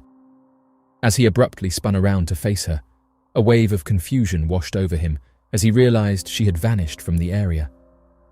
During that moment, Tabitha was clad in a sleek black zip-up jacket paired with trendy leopard print leggings and completed her outfit with a fashionable combination of grey and orange Nike Air Max sneakers. Dennis Lessersane, the boyfriend of Tabitha, had the unfortunate distinction of being the final individual to have sight of her prior to her mysterious disappearance. According to his account, he claims that he was apprehended by the alcohol law enforcement on the same night she disappeared. He further explains that during the raid, they sought refuge in the nearby woods, where unfortunately, he lost sight of her amidst the chaos. Subsequently, he decided to seek assistance by making a call at one of the neighboring houses in order to arrange for someone to come and pick him up. In light of her disappearance, Lessersane opted against consenting to a polygraph examination and promptly sought legal representation. During an extensive search conducted by the authorities in the vicinity, an important discovery was made consisting of Tabitha's eyeglasses, which she was identified as wearing. On the 23rd of December in the year 2019, law enforcement officials actively carried out a search warrant at a private dwelling located in her apartment block. As part of their efforts to shed light on her sudden disappearance, they urged members of the public to immediately contact the emergency services hotline if they possess any valuable information relating to her disappearance. In the month of February in the year 2020, there occurred an altercation involving Dennis Lessersane and Tabitha's estranged husband, Anthony Goines. Deputies promptly arrived at the scene following an urgent call. Upon their arrival, they discovered Dennis with visible cuts on both his face and neck, necessitating immediate medical attention. It was determined that his injuries required surgical intervention, and he was expeditiously transported to the hospital to undergo a specialized procedure for the purpose of effectively repairing the aforementioned lacerations. According to Lessersane, he encountered Tabitha's estranged husband while driving along Highway 87 South, prompting him to pull over and engage in a conversation with him. Lessersane provided this information to the authorities, who were investigating the situation. After engaging in a leisurely drive and engaging in conversation, Lessersane steered the vehicle towards the BP station located on Sand Hill Road. At this juncture, Goines, with an unexpected turn of events, produced a box cutter and proceeded to inflict harm upon Lessersane. The incident was swift, leaving Lessersane in a state of disbelief. In a significant turn of events, Goines found himself facing law enforcement. According to Tabitha's father, he holds the conviction that the incident is connected to her disappearance. Furthermore, his family firmly believes that Lessersane possesses additional information regarding Tabitha's vanishing that he has not disclosed to the authorities. The exact whereabouts and the specific details surrounding the disappearance of Tabitha are still a mystery to this day. Despite exhaustive investigations, no individuals have been identified as suspects or persons of interest in relation to her vanishing. The disappearance of Deanne Warner. Deanne Warner, a 52-year-old woman, went missing under mysterious circumstances in Franklin Township, Michigan, on April 25, 2021. The disappearance occurred right after a tense and emotionally charged argument with her husband, raising concerns about her well-being and safety. Deanne Warner, a native of Michigan, entered this world on June 30, 1968. Growing up amidst the tranquility of Lenawee County, a close-knit farming community that has been her family's home for 5 generations, she developed a deep connection to her roots. This remarkable individual holds a profound history that spans generations, shedding light on the close-knit fabric of her community. In the year 2006, Dee entered into matrimony with Dale John Warner, whom she encountered during her employment at a nearby firm engaged in agricultural sales. It is noteworthy that the union between Dee and Dale resulted from their professional association within the same industry. At the moment Dee went missing, she resided with her husband and daughter in a cozy residence situated on the peaceful Munger Road in Tecumseh, Michigan. It was within the vicinity of this serene abode that Dee diligently operated her own trucking and farming enterprise, utilizing the barns located at the back of her property. In the evening of April 24, 2021, Deanne Warner had made arrangements to engage in a heartfelt conversation with her husband, Dale Warner, pertaining to the difficult decision of separating or ending their marriage. The intention was to discuss the challenges in their relationship and possibly explore different paths going forward. At precisely 8:34 in the evening, a trusted family friend, who had kindly offered to look after their daughter over the weekend, arrived to pick her up. On that particular evening, Dee and her spouse engaged in a passionate disagreement centered around her business matters and a specific employee named Todd Nayrink, whom she had a previous altercation with earlier in the day. At precisely 10:52 in the evening, Dee found her phone buzzing with an incoming text message from a dear friend who expressed genuine concern. The message inquired about Dee's well-being and sought to ascertain how she was doing. By the conclusion of the evening, as reported by Dale Warner, the couple was able to resolve their differences and reconcile. A moment of serenity ensued when Dee, feeling the soothing effects of a massage, drifted off to sleep on the living room floor. Displaying tenderness and care, Warner gently lifted her and placed her on the couch before retiring for the night. According to reports on April 25, 2021, Dee was still in a slumber on the couch when her husband departed for work at 6:30 in the morning. In the morning, approximately at 9, Dee's grown-up daughter, along with her boyfriend and daughter, arrived at Deanne Warner's house in anticipation of their usual Sunday morning tradition of having breakfast together. However, to their surprise, Deanne Warner was conspicuously absent from her home. Deanne Warner, who left her home and has not been in contact since, remains missing. Concerned for her safety and well-being, her family took immediate action and formally reported her disappearance to the authorities at the Lenawee County Sheriff's Office. Deanne Warner mysteriously vanished, leaving behind her purse and cell phone. Interestingly, she left behind 2 vehicles, both of which were discovered neatly parked. One vehicle was found inside the garage of her residence, while the other was located at her office, only a mere 100 feet away. This puzzling disappearance raises numerous questions and instigates a deeper investigation into the circumstances surrounding her absence. During the night of April 24th, at around 11 in the evening, her mobile phone transitioned from being connected to Wi-Fi to relying on cellular service. However, by 2:30 in the morning, the phone completely lost power and became inoperable. Since that particular night, there has been no activity observed on her phone records, bank account, or social media platforms. Dale Warner held the belief that his wife, Deanne Warner, had departed that morning in the company of another man and had subsequently travelled outside the country.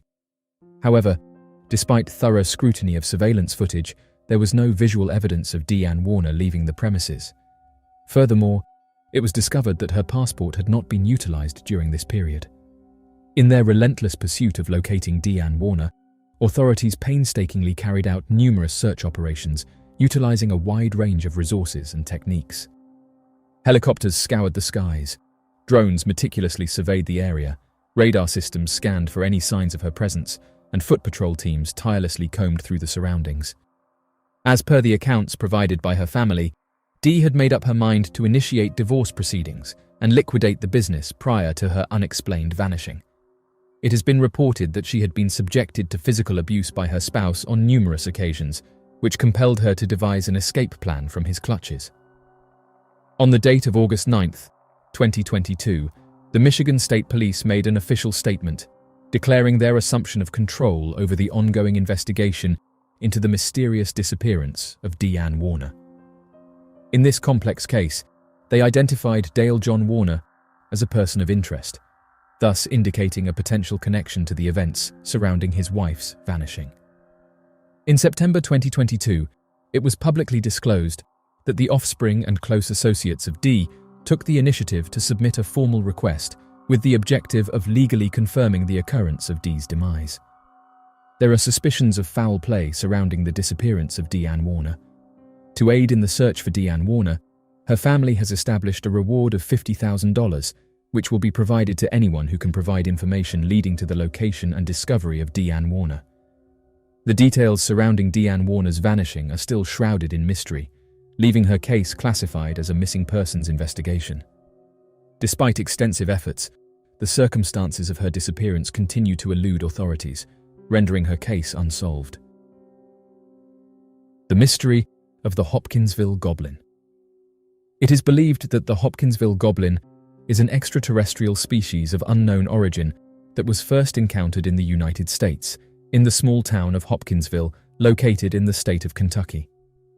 The creature is not an individual entity, but rather a collection of similarly described humanoid figures that were encountered by the residents of the Sutton farmhouse, located nearby the town of Kelly in Christian County and the town of Hopkinsville. The creatures were described as being between 2 to 4 feet tall and possessing large pointed ears, hands that looked closer to that of claws, large eyes that glowed a yellow hue, and thin, spindly legs. Reported in detail on the 21st of August, in the year 1955, there was an impossible-to-explain incident that led to researchers theorizing that a previously unknown description of strange beings, later provided with the name of the Hopkinsville Goblins, had landed nearby a Kentucky farmhouse and made first contact with a family of 12, and demonstrated malevolent behavior that manifested into a vicious attack lasting for several hours. According to the police report surrounding the incident, the Hopkinsville Police Department reported that 5 adults and 7 children entered the police station with erratic behavior, having been described by the officers as appearing to be distraught and in a panic. The group of adults and children then reported to the police department that they had been in a gunfight, lasting for more than 4 hours, after a group of small alien creatures had come out of a nearby spaceship and began to attack them at their farmhouse. According to 2 witnesses of the event, 2 adults by the name of Elmer Sutton and Billy Ray Taylor, they claimed that there had been somewhere between 12 to 15 short humanoid figures that had repeatedly made an appearance at the doorway and peered in through the windows. In fear for their lives and unsure of what the creatures wanted, the invading creatures forced the family to open fire to prevent the unknown creatures from entering the home. As they would shoot the creatures, the witnesses claimed that the unknown monsters would make a loud pinging noise that sounded like the bullets were ricocheting off a metallic surface, causing the creatures to then fall to the floor momentarily, only to roll away and get back up after several seconds. Once revived, the creatures would resume trying to enter the home and make further attempts to enter through windows or doorways. The rest of the family provided a series of descriptions surrounding the creatures that they had believed were extraterrestrial beings, claiming that the small monsters stood at roughly 2 to 4 feet in height, had large pointed ears, claws for hands, and enlarged oval-shaped eyes that gave off a luminous yellow glow. Fearing that the shootout could have been evidence of neighboring families suffering from mass hysteria and attacking each other in the dark, the officers worked quickly to investigate the claims made by the Langford family. This led to the police department sending a total of 11 men, 4 city police, 3 deputy sheriffs, and 4 military police to the Sutton farmhouse to conduct an official investigation on the matter, leading to the officers discovering evidence of the gunfights, bullet holes, and clawed attempts to enter the home carved against the doors and windowsills. Police Chief Russell Greenwell reportedly found a glowing luminous stain nearby a fence on the property. Conflicting reports made by the military police claimed that police officer Richard Digby discovered the luminous stain. However, the compound was not gathered or tested for scientific study. A few hours following the investigation, the family would pack up their belongings and leave the farmhouse entirely. According to the family, Their reason for their sudden departure was that the creatures had returned at around 3:30 in the morning and tried to re-enter their home once again. Events described as according to the Langford family's official police and subsequent news reports. The location of the incident took place at the Sutton farmhouse, owned by Mrs. Glennie Langford, located at the Gaither McGehee property found on Old Madisonville Road, Route 41 of Kelly, Kentucky, 8 miles north of Hopkinsville. The witnesses of the event totaled 11 people: Mrs. Glennie Langford, age 50, her youngest son Lonnie Langford, age 12, her eldest daughter Charlton Langford, age 10, her youngest daughter Mary Langford, age 7, her second-born son John Charlie J.C. Sutton, age 21, John Sutton's wife Aline Sutton, age 27, Aline Sutton's brother O.P. Baker, approximate age 30, her eldest son Elmer Lucky Sutton, age 25, and Elmer Sutton's wife Vera Sutton, age 29, Elmer Sutton's co-worker Billy Ray Taylor, age 21, and Billy Ray's wife June Taylor, age 18, totaling 8 legal adults and 3 children. It was a late Sunday evening, and the 3 families, the Langfords, Suttons, and Taylors, were passing the time by playing cards and telling funny stories after dinner. The visiting co-workers had asked if there was any Kentucky moonshine or bottles of beer available for them to enjoy, but Mrs. Glennie Langford admitted to the visitors that she was a very strict religious follower and would not allow any form of alcohol to enter her home or be consumed in her house.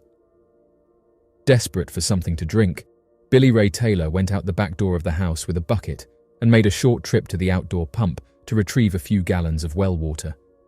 It was at this time, originally reported to have been sometime around 7 in the evening or 8 in the evening when accounting for modern scheduled daylight savings time that took effect after 1955, that Billy Ray Taylor noticed what he described as a streak of bright light that moved across the sky coming from the southwest toward his location. Many unidentified object reports erroneously mistake the time of day as pointing towards evidence of a hoax, believing that the sun would not set for another 36 minutes, and so the streak of light was caused by a reflection of sunlight off nearby clouds. However, when taking into account that the original sighting report time would have been around 8 in the evening by modern daylight savings time conventions, the sun had set over 24 minutes prior to the sighting of the bright streaks. As the unexplainable light flew closer, Billy Ray Taylor claimed that he could see what he described as a large disc-shaped object with a variety of colors emitted from its rear landing several fields over, beyond the tree line, disappearing about a quarter of a mile away. In the distance, however, the faint glow of a bright yellowish light could be seen. Surprised by the sudden appearance of the craft, Billy Ray Taylor immediately fled back into the house and told the others what he had witnessed and said that they should all go investigate the craft, together. Believing that Billy Ray had mistaken a falling star for an aircraft, the others dismissed his claims and told him to calm down. Another hour went by as the 3 families continued passing time together before they began to hear the family dogs breaking out into sporadic barkings and violent squeals. Worried for the canines, Elmer Lucky Sutton went outside to investigate the cause of their sudden barking, joined by Billy Ray Taylor, who had grown increasingly hysterical after his sighting of the unidentified flying object only moments before. It was at this moment that the 2 men claimed to have witnessed a strange creature slowly approaching the house, causing the dogs to flee and crawl underneath the house for protection. Panicked by the sighting, the 2 men ran back into the house and immediately began arming themselves. Armed, Elmer Sutton exited the farmhouse and stepped out onto the front porch with Billy Ray Taylor close behind. Illuminated by the light of the house, the 2 men could more accurately see the strange creature and described it as being approximately 3 to 4 feet in height, with an enlarged head and long, sharply pointed ears on either side. The eyes of the creature were described as being positioned more on the sides of the head and emitted a faint, yellowish glow. The creature had long, thin arms that reached almost to the ground that were equipped with long, webbed fingers that ended in sharp, pointed claws on the tips of its fingers. Its legs were described as being abnormally short, as the creature appeared to have floated above the ground.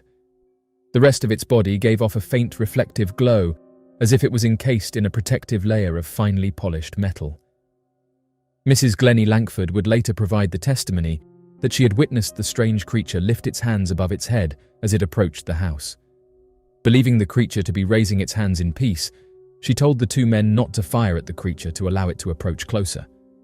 Whether or not the two men had heard Mrs. Langford, however, is unknown, as the two men opened fire on the creature, causing it to flip over backwards when struck by the bullets. The witnesses claimed that the sound of the bullets hitting the creature was similar to that of a bullet striking the side of a metal bucket.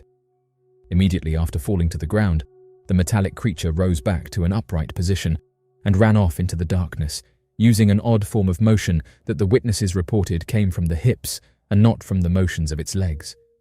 The two men and Mrs. Glennie Langford returned to the house and told the others what they had witnessed and began to arm themselves with whatever weapons they could find around the house, which included several rifles, shotguns, and pistols, alongside enough boxes of ammo to hold off a small army.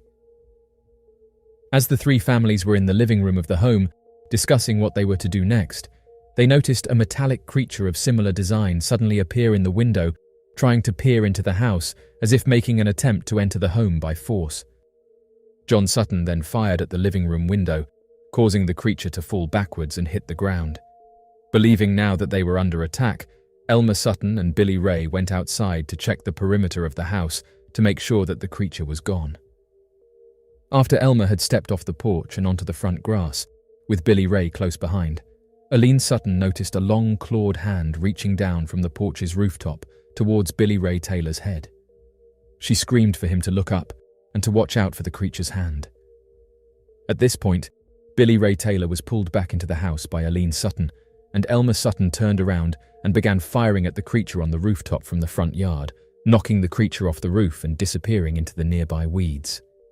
Billy Ray Sutton then began to realize that there was more than one creature and exited the house while pointing over at the property's adjacent tree line. Elmer Sutton and Billy Ray noticed another creature of similar design hiding in the nearby maple tree. The two men opened fire on the creature, which jumped down and slowly descended onto the yard before it moved away from the house and deeper into the tree line, with its hips swaying in a strange motion and its short legs floating above the ground. Billy Ray and Elmer Sutton chased the creature further into the tree line, firing after it until it was away from the property, a significant distance. When they returned to the house, they claimed to have seen another of the metallic creatures peeking around the side of the farmhouse, looking as if it was trying to find a side window to enter through. The two men fired at the creature until it was on the ground, which echoed the sound of metallic strikes, and began to approach the creature as they continued firing. Before the men could get too close, however, the creature levitated back up to an upright position and escaped.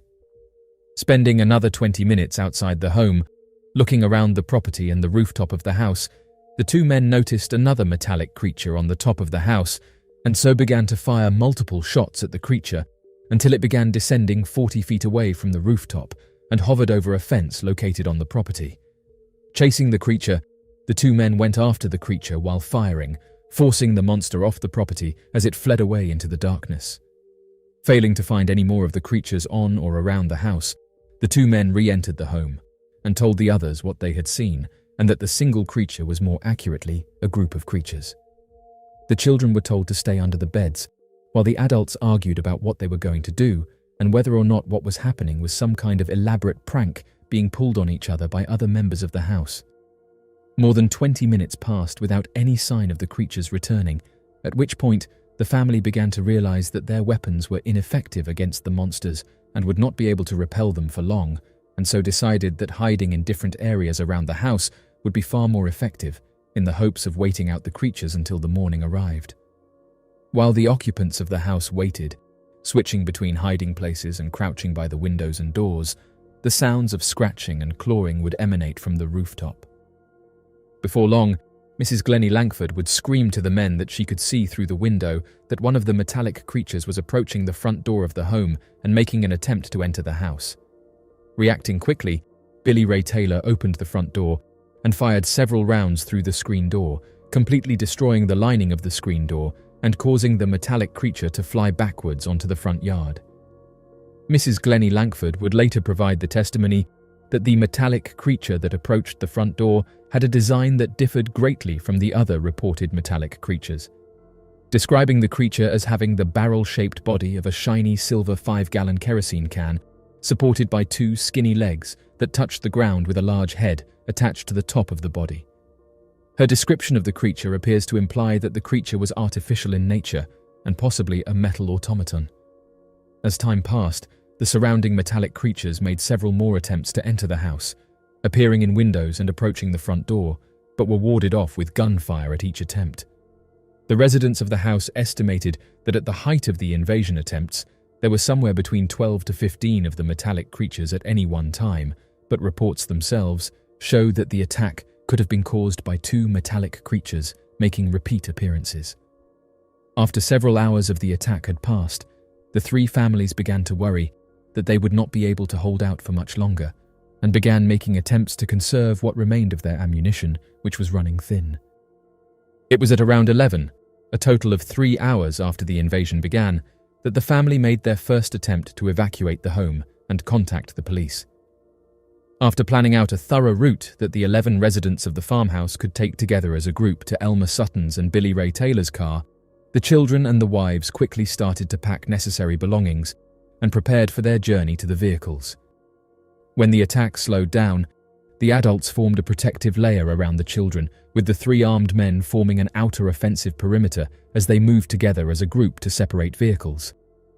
Once everyone was inside the vehicles, the families drove together to the nearest police station, 8 miles away in Hopkinsville. Many of the witnesses that had a direct and clear line of sight of the Hopkinsville goblins described the metallic creatures as demonstrating a peculiar form of flight capabilities. Rather than walking on the ground with a standard form of locomotion, they hovered only a few feet above the ground. When dropping from tree lines or rooftops, the creatures would slowly descend to the ground only to hover several feet above the ground, as if the creature was not capable of having a prolonged form of flight at a height greater than several feet. Due to their metallic nature, the artificial glowing eyes, the strange body shape, and the unexplainable form of levitation, it is believed that the Hopkinsville goblin is a robotic entity created and used by the nearby unidentified flying object for an unknown purpose. If it is to be believed that the creature is a robotic entity, then the hovering abilities are most likely caused by a mechanical form of flight that does not make significant noise, such as lighter-than-air processes, or ionic propulsion, or both. Reports show that officers discovered a luminous liquid material near the fence line of the property, which matches the claims made by Elmer Sutton and Billy Ray Taylor of firing at one of the creatures as it hovered over the fence. The luminous material provides evidence that the makeup of the creature is artificial in nature, and a form of coolant or oil could be made luminous for ease of repair, as a luminous compound would be easy to spot, and the coloring could be an easy indicator of which system might be leaking. The levitating form of locomotion of the creatures implies that the robots were most likely designed for zero-gravity environments, as the need for levitation of any kind would be far less efficient in gravity-heavy environments when compared to standard forms of locomotion. The creatures appeared to have a deeper knowledge of the psychological profile of human beings, consistently demonstrating behaviors that would require intensive study of the human mind and empathetic actions. Although it could have been possible that the Hopkinsville goblins were limited in its flight capabilities, reports showed that the creatures had the ability to levitate to heights that would allow them to get on top of rooftops and hide in trees, demonstrating that the creatures were more than capable of flying at much greater heights. The option then to fly at hovering heights could have been an empathetic move to appear more humanoid and less intimidating by remaining at much smaller heights when compared to the residents. When the creature raised its hands above its head, according to the testimony of Mrs. Glennie Langford, it demonstrated a knowledge of human body language, appearing to make an attempt at establishing a peaceful first contact. Such a behavior is atypical of any known creature and is evidence that the study of human body language took place. The creature's design is seemingly humanoid, which could have been a design choice that was made with empathetic connection in mind. It would be much easier for human beings to empathize and relate to a creature that is more similar in design to a humanoid figure rather than a more terrifying shape. And so the choice of humanoid designs over a robotic design that is far more efficient could be evidence of psychological understanding. Evidence as to their artificial nature is demonstrated in the complete lack of self-preservation on the creature's part and the performance of repeated actions, regardless of the changing conditions. Even after being shot and leaking luminous fluid, The creatures continued making repeated attempts at entering through the front door and peering through the window, of which would be anomalous behavior of any advanced intelligent life. The seemingly incompetent behavior points to an artificial intelligence or conditional programming. The Blackbeard merfolk sighting. Edward Blackbeard Teach is remembered as one of the most fearsome men to have ever lived, becoming a legend during his own lifetime as one of the greatest pirates to have ever lived. Although his reign as a pirate only lasted a short 2 years, it was the terrifying cruelty of Blackbeard that cemented him as a legend. Many merchants and fishermen would often claim that when in battle against Blackbeard, they had believed him to be the devil himself, due to the fact that he would often put smoking fuses in his long black hair and beard and strapped weapons on his body to make himself look less human and more like a monster. It is for this reason that experts find it extremely peculiar that Blackbeard often wrote that his number one fear of the open sea was that of his mermaid sightings made in specific regions. Blackbeard often wrote that he believed the sighting of the creatures were an omen of bad luck, and that they had made attempts to drag him under the water and steal his gold. Blackbeard would often end his logbook reports with warnings to his crew members of the enchanting powers of the mermaids and never to revisit the areas of his sightings. The missing Prime Minister. On the 17th of December 1967, Prime Minister of Australia Harold Holt disappeared into the waters near Portsea, Victoria. Widely believed to be merely a swimming accident, various theories began to pile up. This is most likely because Holt's body was never recovered from the waters. Holt became Prime Minister in January 1966. Holt initially denied having security, deeming it unnecessary and making him seem impersonal to the public. This changed later, after a window of his office was sniped out and a later assassination attempt was made on the leader of the opposition. He finally agreed to one bodyguard but never took one on any vacations. Speaking of vacations, Holt was an avid outdoorsman. He had a fondness for spearfishing and would fish year-round. He also snorkeled, preferring the freedom versus the cumbersome weight of a tank. He is described as having incredible powers of endurance underwater. That being the case, however, Holt still had 2 near misses in the water, one which he blamed on a leaking snorkel, and one he blamed on chasing a fish while spearfishing. The morning of his disappearance began normally. Holt awoke early in his vacation house in Portsea, called his wife, and stopped at a general store. The items he purchased did not seem out of character: insect repellent, peanuts, and some newspapers. Holt spent the morning with friends, with a notable stop in Port Phillip Bay to catch a glimpse of a solo circumnavigator coming through. On the way home, in typical Holt fashion, he suggested they all stop for a swim at Cheviot Beach.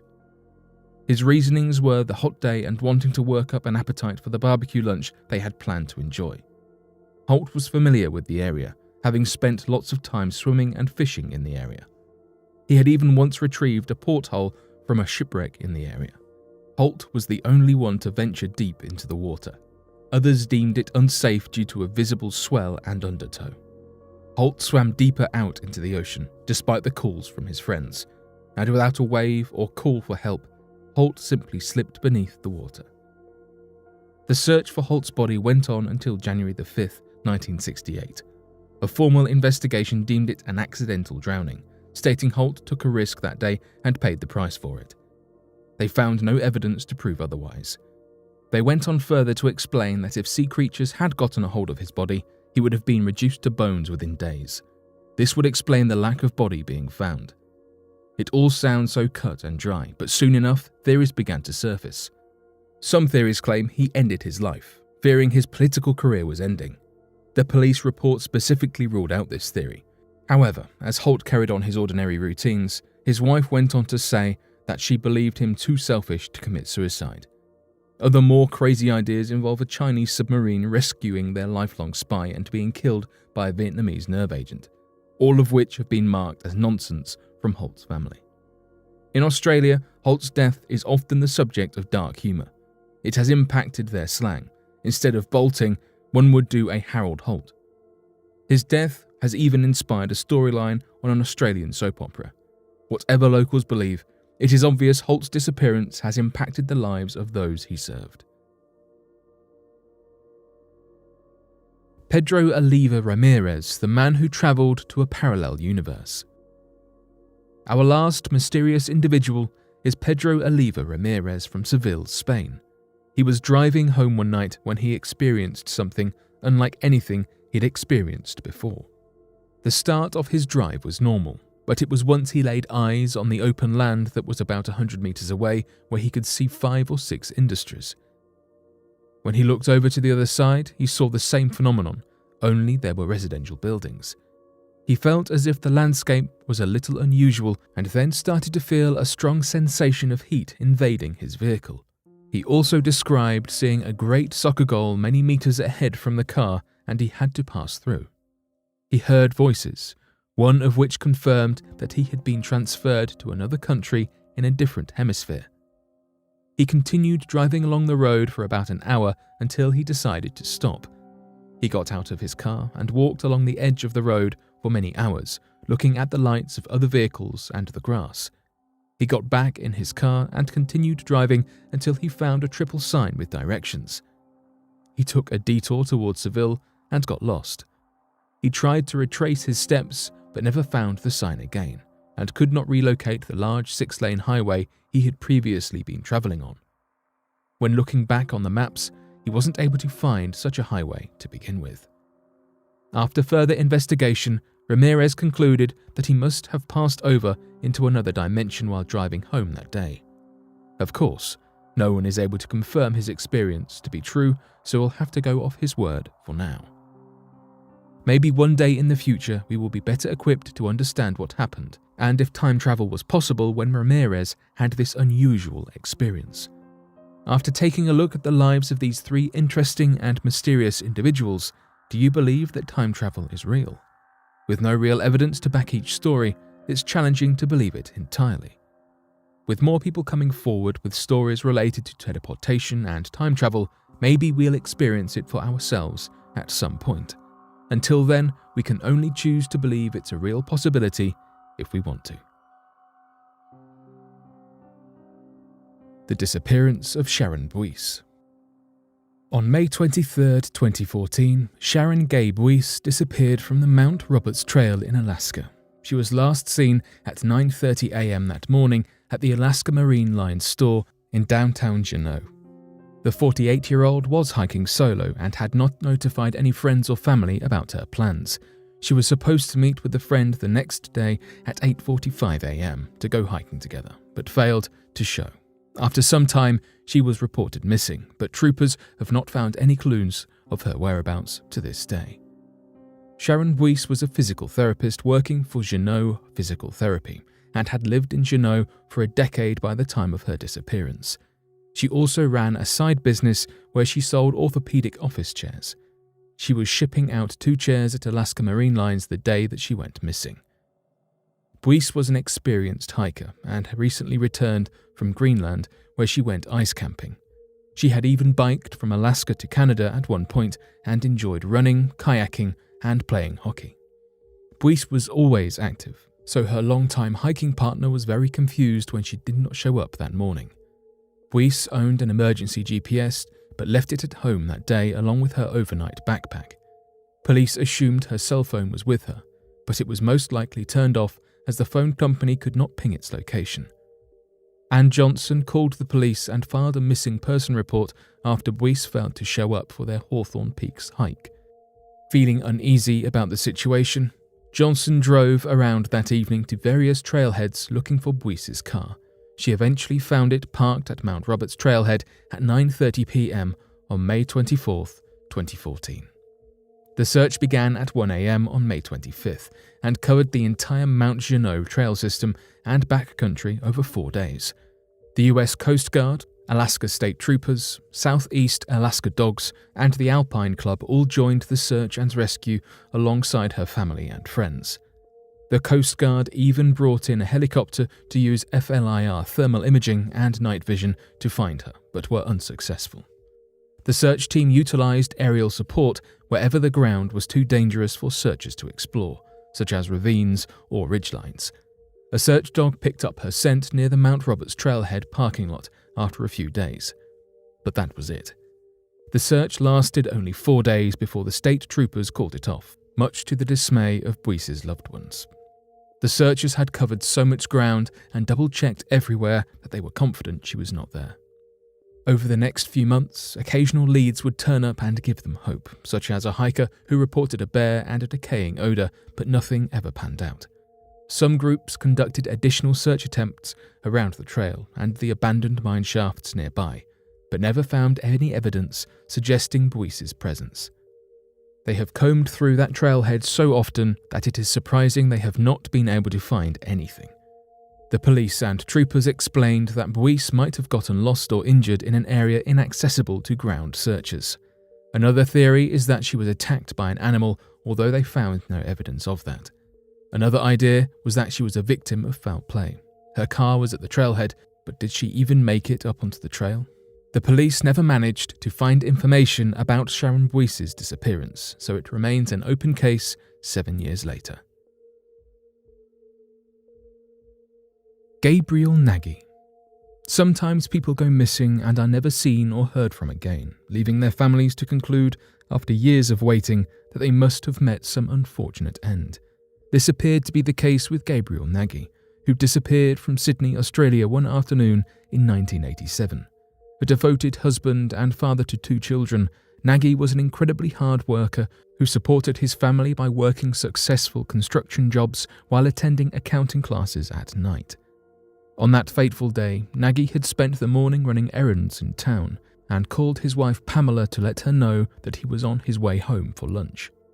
Pamela got his lunch ready, but when he did not return after several hours, she became increasingly worried, and that worry turned into outright panic when Nagy's car was discovered on the side of the road. The car was burned, and Gabriel was nowhere to be found.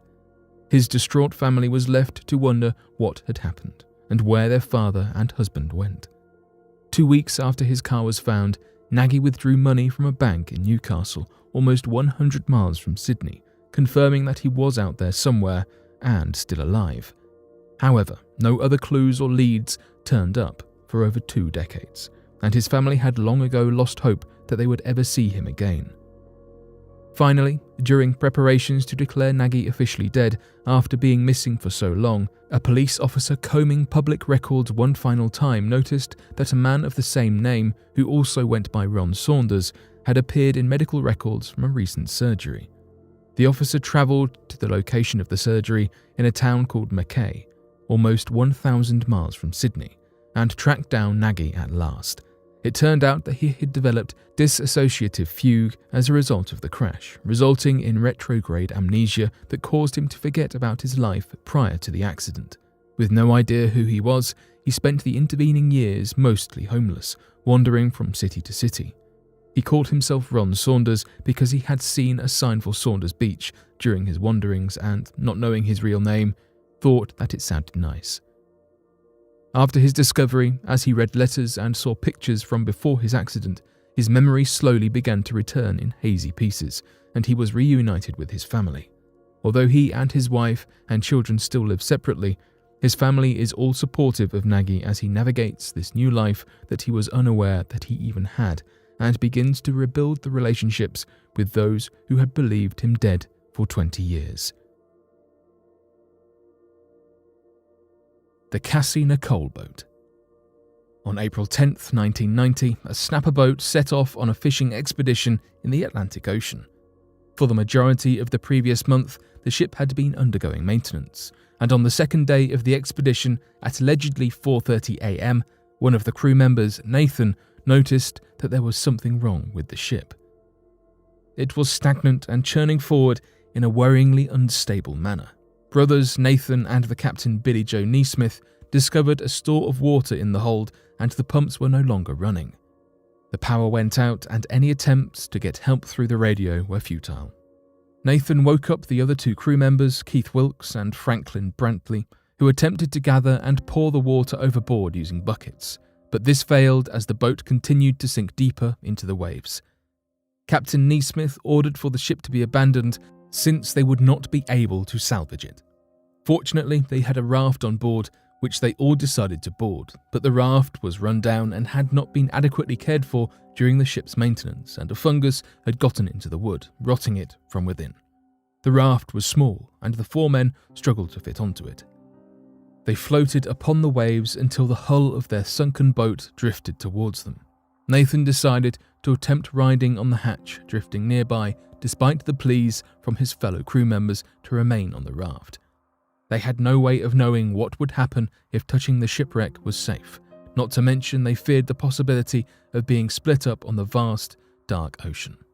Nathan swam until he reached the submerged hull, but the dark dusk concealed his vision of the raft. By the morning of April 12th, he saw a freighter in the distance which circled around his crewmates for several hours, but the freighter never came for him. Fate seemed grim for Nathan, but then the ship's bait box broke off and he saved himself by turning it into a raft just before the whole boat sunk into the Atlantic.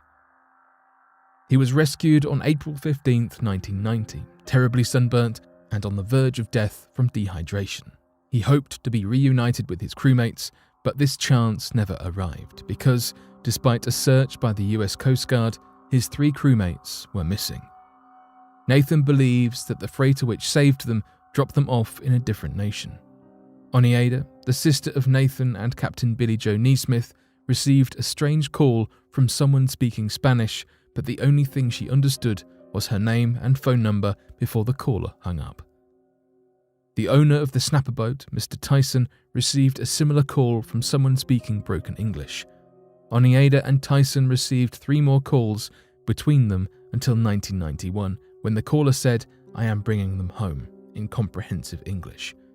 Oneida stated in her testimony that the caller must have been a Spanish-speaking native from another country who found or befriended the 3 crew members.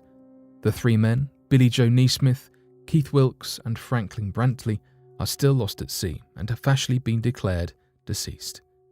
Despite this, the strange calls suggest they were alive and on their way home.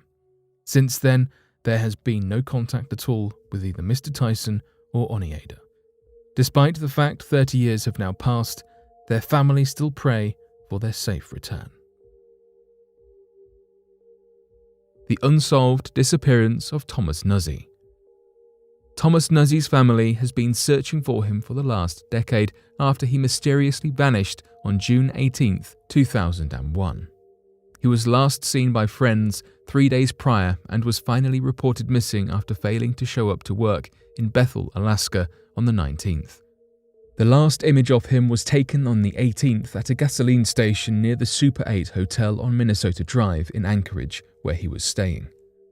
Authorities found a receipt that showed Nuzzi had purchased chips, soda, 2 lighters and a pack of cigarettes at the gas station at 9:47 p.m.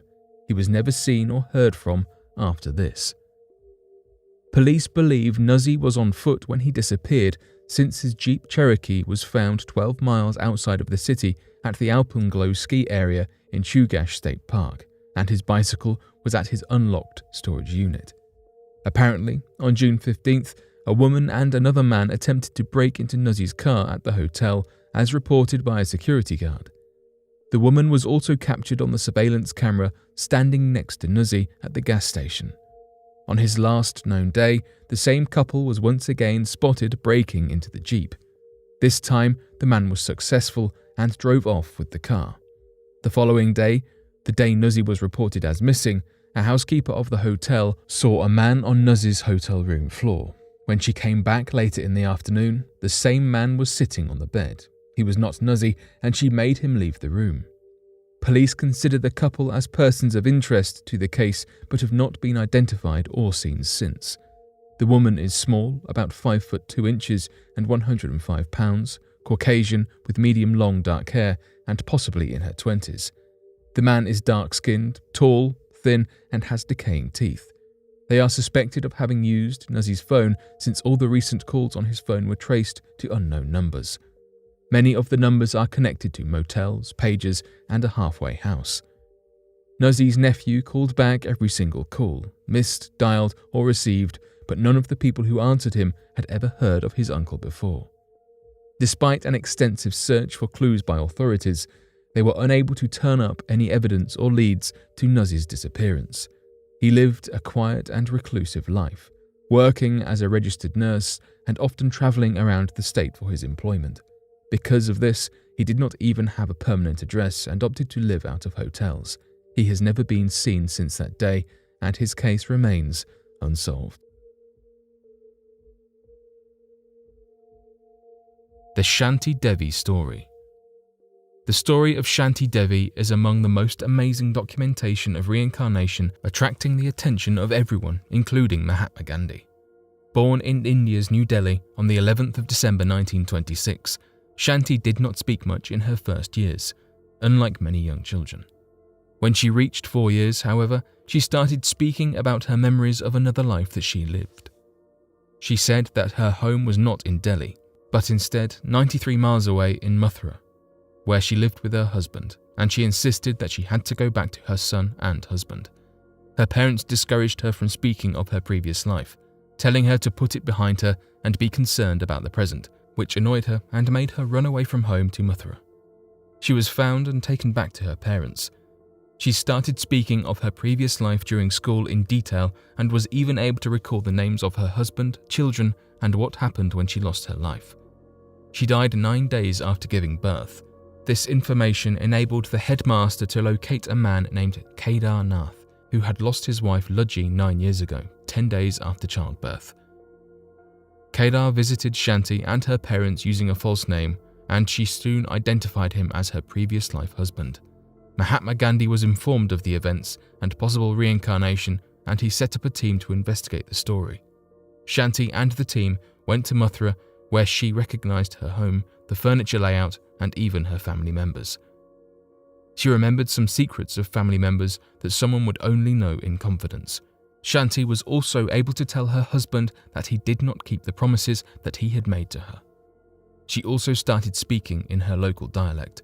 The team concluded irrefutably that Shanti Devi was a reincarnation of Lugdi Devi. Several other researchers did their independent investigations and came to the same conclusion.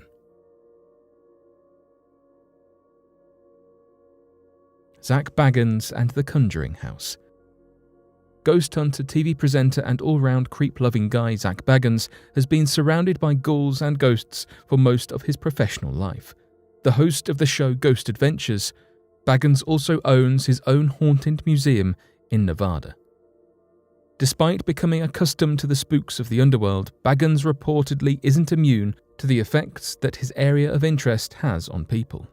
Dubbed the modern Ed and Lorraine Warren, Baggins paid a visit to the legendary Harrisville farmhouse in Rhode Island, which is the real-life setting for the Conjuring film franchise. The original owners of the home, depicted in the films, spoke of how the Warrens knew that they had their hands full when they entered the farmhouse to investigate alleged incidents of possession and poltergeist activity. When Baggins entered the farmhouse to explore it himself, things began to go wrong. Baggins allegedly began to complain of chest pains and dizziness, as well as difficulty breathing. Baggins declared himself unwell and described how he just didn't want to be around anybody. He insisted that he didn't feel possessed and how he would know what that felt like. He described his feeling as if something was drawing life out of him into some sort of entity or atmosphere. Scarily, like many who had been to the farmhouse before, Baggins too knew there was a presence there. Baggins, the Warrens, and others have all felt a strange and eerie presence in the Harrisville farmhouse, and it could well be one of the most haunted places in America. The disappearance of Bruno Manza. On May 25, 2000, Swiss environmentalist Bruno Manza disappeared in the Borneo forests and has never been seen since. He was declared legally deceased 5 years later, as there was no sign or evidence of him found. He was 45 at the time and had spent the past 10 years fighting the Malaysian government and logging companies on behalf of the Penan, the indigenous jungle nomads of Borneo. Manza wanted to live a life without consumerism, capitalism, and technological advancements. As a young adult, he refused the Swiss military draft and served a few months in jail. He then moved to the Alps to work as a cow and sheep herder and learned how to make his own tools and food. He became enchanted with this type of simple living. Switzerland was not enough for him, so at 30 years old, he travelled to Borneo. He soon learned about the Penang nomadic tribes and decided to try and find them and live with them. After searching the dense Sarawak jungle in Malaysia, he finally came in contact with them in May 1984. After some time, the Penang accepted his presence and he began to learn their language and culture. He grew out his hair into their traditional mullet, wore a loincloth, walked barefoot, and even hunted with a blow dart. The Penang nicknamed him Laki Penang, which means Penang man. They respected him and considered him one of their own. The politics in Borneo grew more complicated and aggressive, as the government backed the logging companies who were destroying the forests and desecrating sacred lands. The deforestation contaminated their drinking water, significantly reduced the vegetation and game, and limited the tribe in their movements. Mansa began to work alongside the Penang in their attempts to thwart the loggers. Over the next decade, he would go back almost every year to visit the tribe, usually by illegally crossing the border out of Indonesia to get to them, and would assist them in their battle with the loggers. He travelled the world and held lectures, protests and strikes to garner attention to the Penang's plight. He set up a fund to give aid to the indigenous people in the forest, and the cause eventually gained notoriety around the world. Politicians and leaders around the world condemned the deforestation, which angered the Malaysian government. They denied him entry and put a bounty on his head when he swam across the border at night. He was enemy number one of the state and escaped capture numerous times by using a fake passport and changing his appearance, running away while an officer was distracted and using the rivers and forest undergrowth to hide. In February of 2000, Mansa began his last trek to the Sarawak forest. He first travelled with the secretary of his fund, BMF, and a film crew. After a while, they left, and he continued with a different friend for a few weeks until they arrived at the Sarawak-Kalimantan border. Mansa, aided by a local guide, crossed the border on the 22nd of May. The last known sighting of him was on May 25th, when a local Penang and his son journeyed with him to the mountain Bukit Batu Lawi. Mansa intended to ascend the mountain alone. Searches and expeditions were conducted by Penang teams and members of the BMF, but to no avail. There were conspiracies that the Malaysian government ended his life, but those close to him believe he either fell down the mountain or took his own life. After his disappearance, he was awarded the International Society for Human Rights Prize and had a new species of goblin spider named after him. 10 years after his disappearance, a memorial service was held in Basel, Switzerland, to which 500 people attended. There have been films and books made about his story. The Black Mountain. Known as Kalkajaka by the indigenous peoples living there, Black Mountain has its fair share of haunted stories and legends. This mountain is situated along the Trefethen Range in northern Queensland. It is made up of many giant granite boulders. Kalkajaka translates to spear and was named for the last battleground between the inland and coastal clans as they fought for hunting grounds. It is a massive graveyard for their fallen warriors, and is believed to be a place where devils and spirits wander about. The indigenous peoples in this area are taught to respect the mountain and actively avoid going there. They believe that you will get very sick if you visit it and that the spirits living there will torment you. The legends say that there are dark forces at work within the mountain, so they do not like when people visit it. Once settlers started arriving to colonize the lands in the 1800s, they also added onto these legends with their own experiences. Dozens of men have attempted to visit the mountain, but none ever made it back. Men, their horses, and entire herds of cattle have gone missing from this mountain. Infamous criminals ran into the mountain and caves to escape law enforcement and were never found, despite intensive searches of the surrounding areas. Even the trackers that were sent in to find missing people also disappeared. There was only one case of a police officer who returned. but he was so distraught and unhinged that he was unable to ever give a report on it. It is nicknamed the Bermuda Triangle of northern Queensland, as no one can fully explain what happens there. People who live nearby report eerie sounds that occur, especially during the night. When the wind blows through the rocks, it sounds like people or spirits screaming. When it rains and the rocks break down and fall, it sounds as if an explosion has just gone off. Some theories say that it is a man-made pyramid as it is located on one of the meridian points on our planet. In reality, it is just hard granite that was formed underneath the Earth's surface and was gradually exposed as the surface above it eroded. Weather shaped the rock into boulders and created deep fractures and cliffs. The dark colour of the rock is also due to the blue-green algae that grows on it. Despite knowing how the rocks were formed, there is still no concrete explanation for all the missing persons. It is an extremely dangerous hike to get to the top of the mountain. It requires you to jump from rock to rock, where any misstep can cause you to fall. The indigenous people dislike it when adventurers come to hike the mountain, as they don't show any respect for it. If you want to visit it, you should take a guided tour led by the indigenous clans so that they can teach you about the cultural significance of it. Most people don't believe in the spirits that haunt the mountain, but they are still wary of the mountain. Some superstitions cannot be ignored. There is just something about Black Mountain that unnerves people. The disappearance of Mel Wiley. Police Chief Mel Wiley was last seen on July 27, 1985, on a date with his girlfriend in Hinckley Township, a suburb of Cleveland.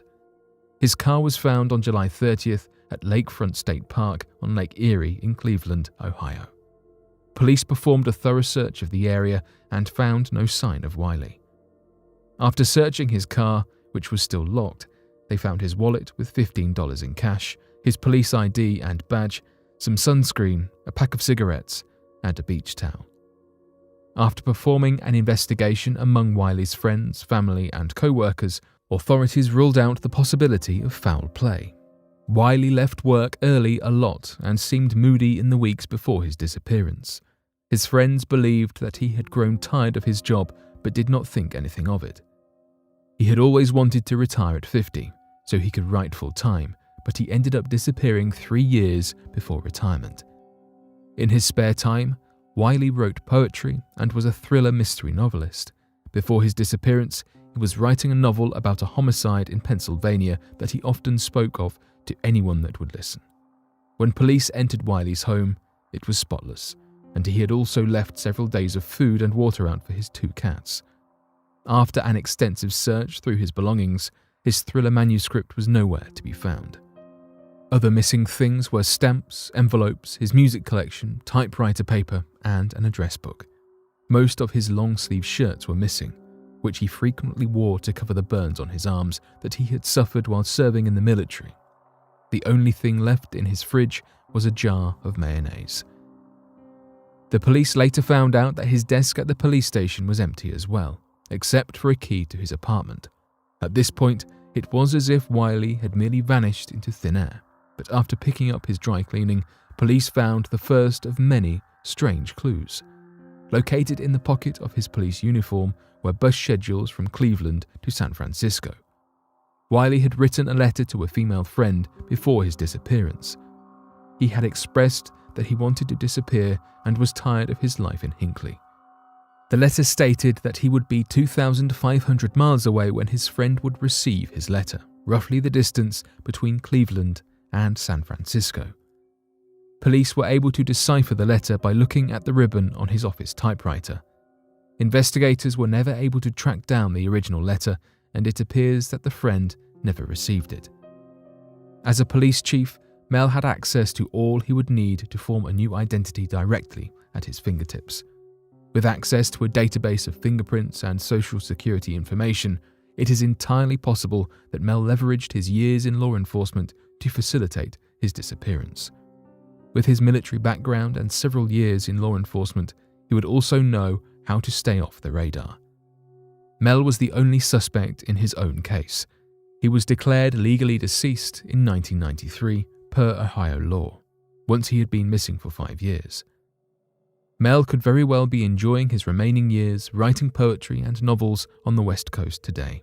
Having a passion for writing mysteries, Wiley's most tremendous story appears to have been the one of his own disappearance. Craig Williamson, who disappeared, was discovered with memory loss. Craig Williamson, a Wisconsin guy that went missing while out on a work trip in Colorado 2 years ago, is alive today and well in Key West, Florida. According to officials, Williamson is said to be a driver in Florida. After being violently attacked on August 30th, 1993 at a pub or convenience shop in Colorado, he recently informed police that he lost his memory. Williamson's story, however, corresponds to a view advanced by his widow, Christine Reinhardt, who garnered global attention to her husband's abduction. Her statewide lookup for Williamson does include clip-on national TV programs and numerous media articles in multiple states. "I have no authority to speak on the subject. I'm stunned," Ms. Reinhardt, who relocated from Wisconsin to Cody, Wyoming, roughly a year ago just after the couple's fishery closed, stated. She explained, "We're trying hard to keep it a family matter till we can address some concerns, because presently we're both very vulnerable. Craig's mental reaction is quite fragile." She furthermore defined her husband as experiencing an exceptionally incapacitated recollection and even being very suspicious or frightened, with whom she had spoken on the mobile device at least 2 or 3 times over the last week. El Paso County Sheriff's detectives are delighted to bring the case to an end after years and years of effort by state and federal investigators and a financial cost of approximately $12,000 since August 31st, 1993. Williamson must have traveled to Colorado in late August in an old-fashioned bus intending to purchase fish from the fisheries around Alamosa. However, he vanished before he could even secure his cargo. The majority of Williamson's things were discovered in the lodge bedroom and at the bus station nearby. They investigated the case as a suspected assassination despite the lack of traces of resistance. Williamson's subsequent communications with Ms. Reinhardt, as well as his old girlfriend in Wisconsin, led detectives to the Florida harbor in which he had resided for the past 9 months. Authorities are not sure what happened to Williamson before he vanished. Williamson, on the other hand, reportedly told authorities how he was brutally injured and awoke in a hospital wearing a bracelet with the moniker Ron on it. He then spent 18 months in Key West, riding public transport aimlessly. Williamson's recall was questioned by the sheriff's captain, Lou Smith, who assisted with the inquiry. He said that shavings from Williamson's moustache were recovered in the discarded hire truck, which was clipped using blades from lab personnel. Smith speculated he was presumably altering his look. Williamson was carrying $2,500 in cash before he vanished, and he might have been fleeing an onerous responsibility from his new company. The duo had put all they possessed into the fish farm, plus an additional $400,000. Smith claims that the answer can only be revealed if Williamson, who did not answer a journalist's call, reveals it. If only Williamson requests it, police will look into the charges of harassment. According to researchers, Homo sapiens, commonly known as modern humans, are believed to have emerged approximately 200,000 years ago. However, it is important to note that only a fraction of that time, specifically 195,000 years, has been documented and recorded. This means that an astounding 97% of our history remains largely unknown and undocumented. Throughout this extensive period, numerous significant events have taken place, and countless civilizations have risen and fallen. Unfortunately, due to the lack of tangible evidence left behind, we are unable to fully comprehend the existence and influence of these civilizations on our ancestors. It is a profound realization that the vast majority of our past, spanning thousands of years, remains shrouded in mystery. With each passing century, countless civilizations and their achievements have faded into obscurity, leaving us with only fragments of their legacy. The untold stories and untapped knowledge of these civilizations have become lost chapters in the epic tale of human history. According to certain researchers, it has been suggested that civilizations from the past have left behind intriguing symbols, drawings and markings, which can serve as valuable clues in unraveling their activities and way of life. However, in the realm of archaeology, some anomalous findings have emerged, challenging our established historical understanding. One such intriguing discovery is an enigmatic drawing that was unearthed within a cave situated in Japan.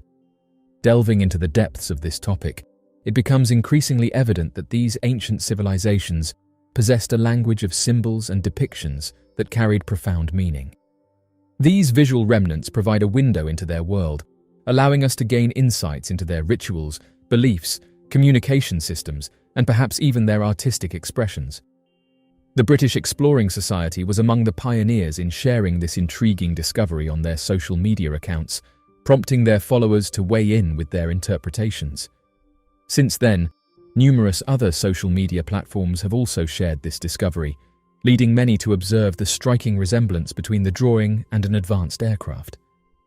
Similar drawings have been unearthed in various corners of the globe, including ancient Egypt. The fact that different civilizations have depicted the same phenomenon has raised eyebrows and sparked curiosity. However, one of the challenges associated with these discoveries is their isolated nature, often leaving researchers with little contextual information to determine the time period in which the drawing was created or the exact intent of the artist. Despite this, there are groups of individuals who believe that these drawings actually portray enigmatic flying aircrafts. Proponents of this theory argue that such depictions do not align with anything else known from those time periods, as aircraft and aerial vehicles were not believed to exist during those eras. Interestingly, these peculiar objects appear in the detailed accounts of various ancient cultures, including the Egyptians, Indians, and Mayans. The ancient Indians referred to these objects as vimanas, and it is noteworthy that numerous ancient paintings and carvings depict these enigmatic entities. Japan has a long history of intriguing and enigmatic tales, and one such captivating story revolves around the Utsurobune phenomenon.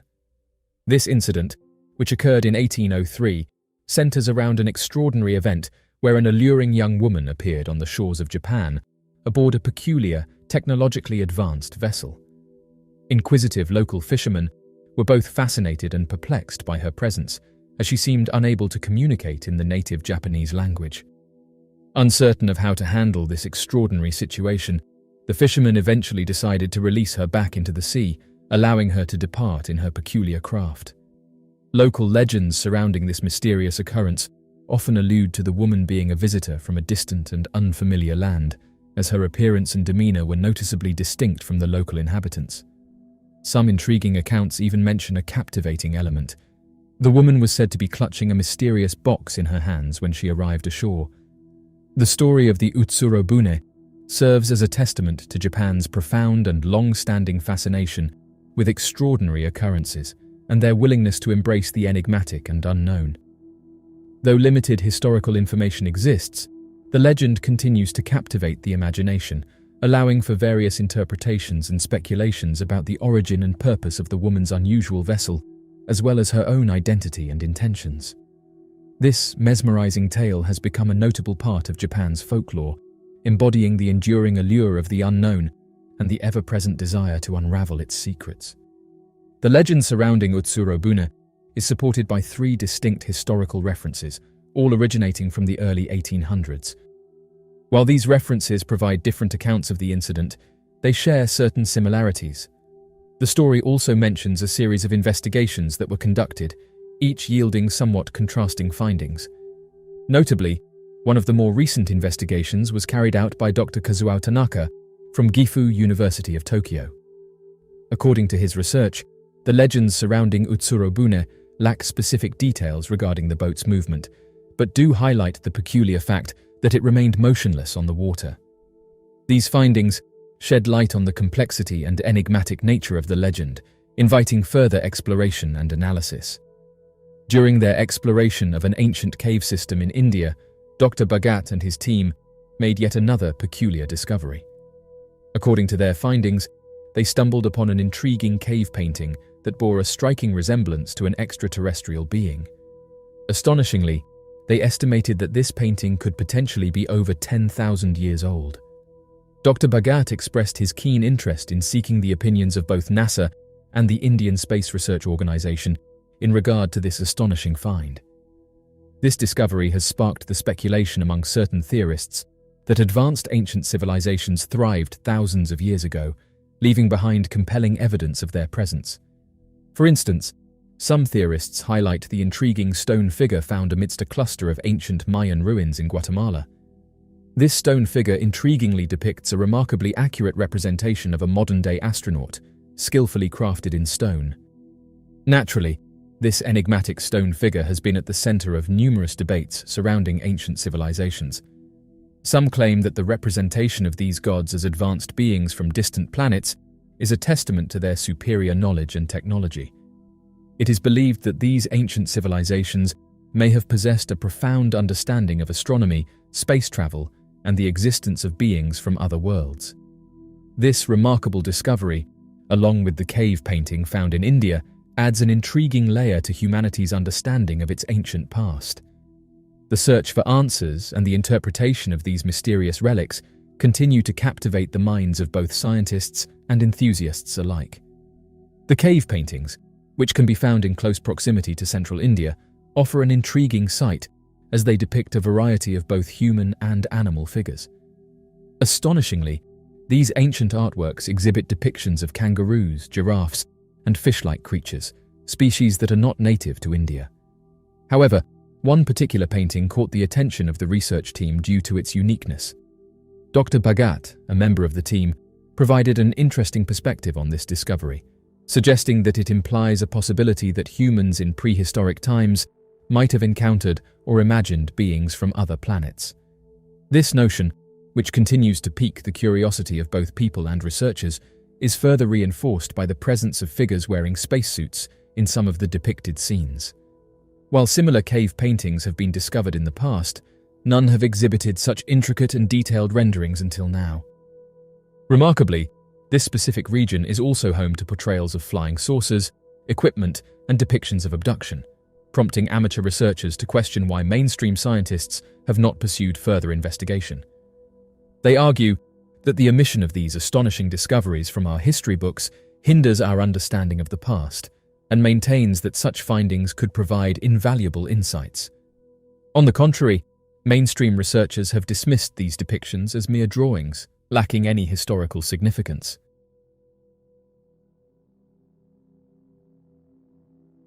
So, what do you make of these interesting discoveries? Be sure to leave your questions and answers in the comment section below and help us to grow this community while working to solve these unexplained mysteries. Thank you for watching, and don't forget to subscribe for more videos.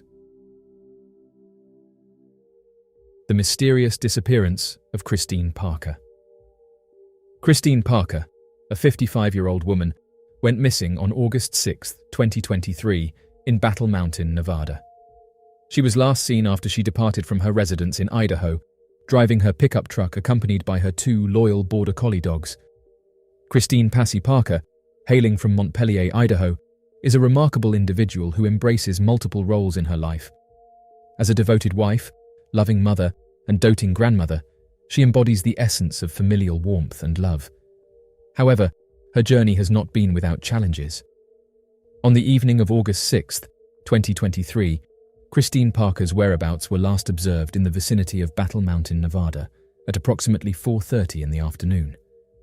Prior to her departure, she had left her residence in Idaho, embarking on her journey accompanied by her 2 loyal Border Collie dogs.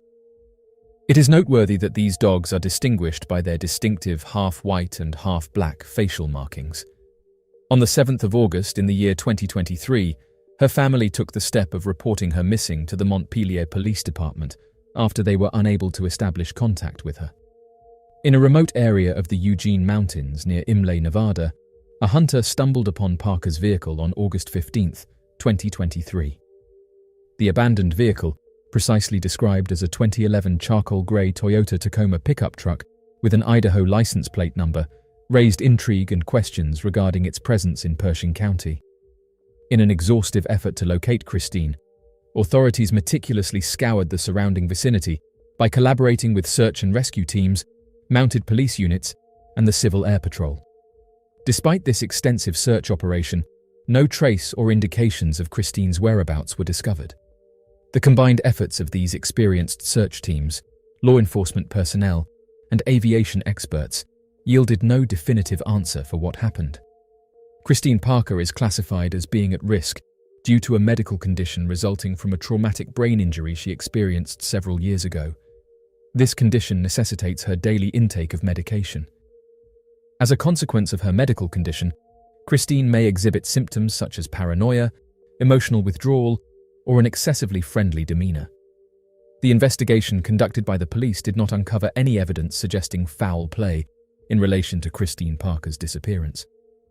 The circumstances surrounding her vanishing are still shrouded in mystery, leaving many unanswered questions. At present, her case is classified as a missing persons case and remains unsolved. The disappearance of John Henry Geppert III. John Henry Geppert III, a 27-year-old individual, was last observed in Los Angeles, California on December 10, 1988. The last contact he had with his family occurred when he made a phone call from a payphone in Huntington Beach. Unfortunately, no communication has been established with him since that time. John Henry Geppert III, commonly known as Jack within his family, came into the world on October 24, 1961. In 1988, John Henry Geppert reached out to his father to inform him that he would not be able to attend his own wedding. This pivotal moment marked his last communication with his family. The call, originating from a payphone situated in the vibrant city of Huntington Beach, California, left an indelible impression on both John Henry and his father. It served as a poignant reminder of the challenges and circumstances that led to his absence on such a significant day. As per the National Missing and Unidentified Persons System, John was last spotted in the vibrant city of Los Angeles, California, precisely on December 10th. The whereabouts of John Geppert III, along with the details surrounding his disappearance, continue to elude authorities and those close to him. His case remains classified as a missing persons investigation, compelling investigators to meticulously analyze every lead and explore all possible scenarios. The precise details of his attire at the time of his disappearance are currently undisclosed and remain a mystery. The mysterious disappearance of Damien Sharp. In Warren, Pennsylvania, on the Memorial Day weekend of May 25, 2002, the 22-year-old Damien Sharp went missing under mysterious circumstances. Despite being last seen leaving a friend's apartment, his whereabouts remain unknown. Damien Mark Sharp, born on August 6, 1979, entered this world with great potential. His journey started at Warren Area High School, where he honed his academic abilities and graduated with distinction in 1998. During the period when Sharp went missing, he had recently come back to Warren after being stationed at Fort Drum in Watertown, New York. He had relocated to an apartment located at 19 Cedar Street in Warren, Pennsylvania, where he resided with his roommates. This information plays a crucial role in understanding Sharp's background and current circumstances at the time of his disappearance. Sharp possessed a profound expertise in the art of controlled combat, with a particular emphasis on Brazilian Jiu-Jitsu. Just 7 days prior to vanishing without a trace, Damien Sharp suffered a knee injury at Master Skater, an enclosed skate park situated in Warren, Pennsylvania, where his sibling was employed. This unfortunate incident rendered Damien reliant on aluminum crutches to facilitate his mobility. These crutches served as his support system as he moved about, aiding him in his daily activities during this period. On the auspicious evening of May 24, 2002, Mr. Sharp joyously celebrated an unforgettable gathering in the warm embrace of his cherished apartment, located on the serene Cedar Street, in the picturesque town of Warren. On the morning of May 25, 2002, Sharp was collected by a female acquaintance. In the afternoon, Sharp and his brother rendezvoused at Master Skater to deliberate over their intentions of hosting a keg party amidst the tranquil woods, nestled approximately 1 mile away from the main road. However, after taking into consideration Sharp's leg injury, they ultimately reached a consensus to shift the location of the gathering to Sharp's apartment. This decision was made in order to ensure that Sharp's injury would not hinder his enjoyment of the festivities. At approximately 5 in the afternoon, Sharp was sighted for the last time by a close acquaintance who had just given him a ride to the intersection of Prospect and Dahl Street. Sharp's intention was to meet up with another friend residing in apartment 12 of Prospect Mansions, located at 332 Prospect Street in Warren, Pennsylvania. This intersection served as their designated meeting point, marking the beginning of a sequence of events that unfolded on that day. As per his companion's account, Sharp remained at that location for approximately 60 minutes before they bid farewell on the street just outside the apartment at around 6. They made plans to reunite later at a social gathering on Brown Run Road to celebrate the Memorial Day weekend. This information provides a detailed insight into Sharp's temporary stay, the duration of their interaction, and their subsequent plans for the evening festivities. On that fateful evening, Damien Sharp was conspicuously absent from the party, and since then, there has been no trace of him. On the 3rd of June in the year 2002, the family of the individual in question took the necessary step of filing a report with the City of Warren Police Department. In the month of June in the year 2002, extensive searches were conducted on both land and water, specifically targeting wooded areas that were popular camping spots. These searches were carried out with the intention of locating Damien, but unfortunately, the findings and outcomes of these efforts were never disclosed to the public. In March of 2003, Damien Sharp's disappearance was officially reclassified as a homicide by authorities due to the emergence of suspicious circumstances during the investigation. However, no further details have been provided by the authorities regarding the specific evidence that led them to this conclusion. This reclassification implies that the authorities have strong reasons to believe that Damien Sharp's disappearance was not a result of natural or accidental causes.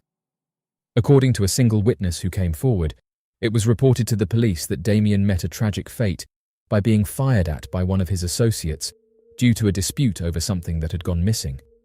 Furthermore, the witness mentioned that after his untimely demise, Damien was allegedly disposed of in cement, with the specific location being somewhere near the well-known Big Ben overlook in Warren. However, despite the revelations made by this eyewitness, no individuals have ever been formally charged or held accountable for their involvement in Damien's disappearance. There are suspicions of foul play surrounding the disappearance of Damien Sharp. The exact details surrounding his disappearance remain unclear. Despite ongoing efforts, the case of Damien Sharp remains unsolved, leaving investigators with many unanswered questions. The disappearance of Adeline Arredondo. Very little is known about Adeline Arredondo's disappearance. Adeline Arredondo, a 25-year-old individual, went missing on April 3, 2022, in the town of Comstock, Texas. Her disappearance occurred subsequent to her decision to flee from the scene once Border Patrol officers arrived. On the 3rd of April in the year 2022, Adeline Arredondo found herself in the company of a sizable group consisting of approximately 8 individuals who had already been engaged in a continuous walking activity for a duration spanning around 6 to 8 hours. On her journey, she consumed what she thought was aspirin. However, there are suspicions that she may have been administered a different medication. When Adeline lost consciousness and collapsed, the entire group immediately sprang into action. Their deep concern prompted them to do their best in providing immediate care and assistance to her. The whereabouts of Adeline Arredondo are still a mystery, as her location remains unknown. Her case falls under the category of endangered missing individuals, and unfortunately, it remains unresolved.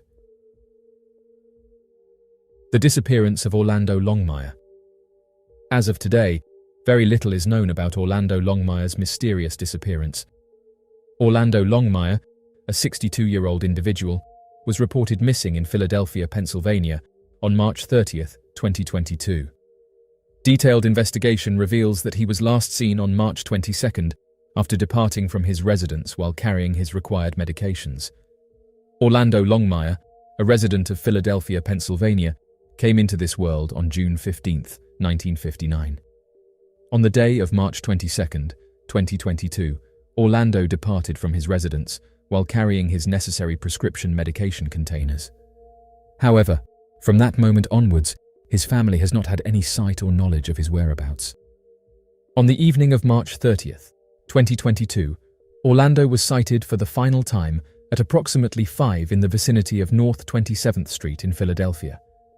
Orlando's whereabouts remain unknown, as there have been no sightings or any communication from him recently. There is a notable familiarity attached to his presence in the vicinity of Fox Street and Hunting Park Avenue.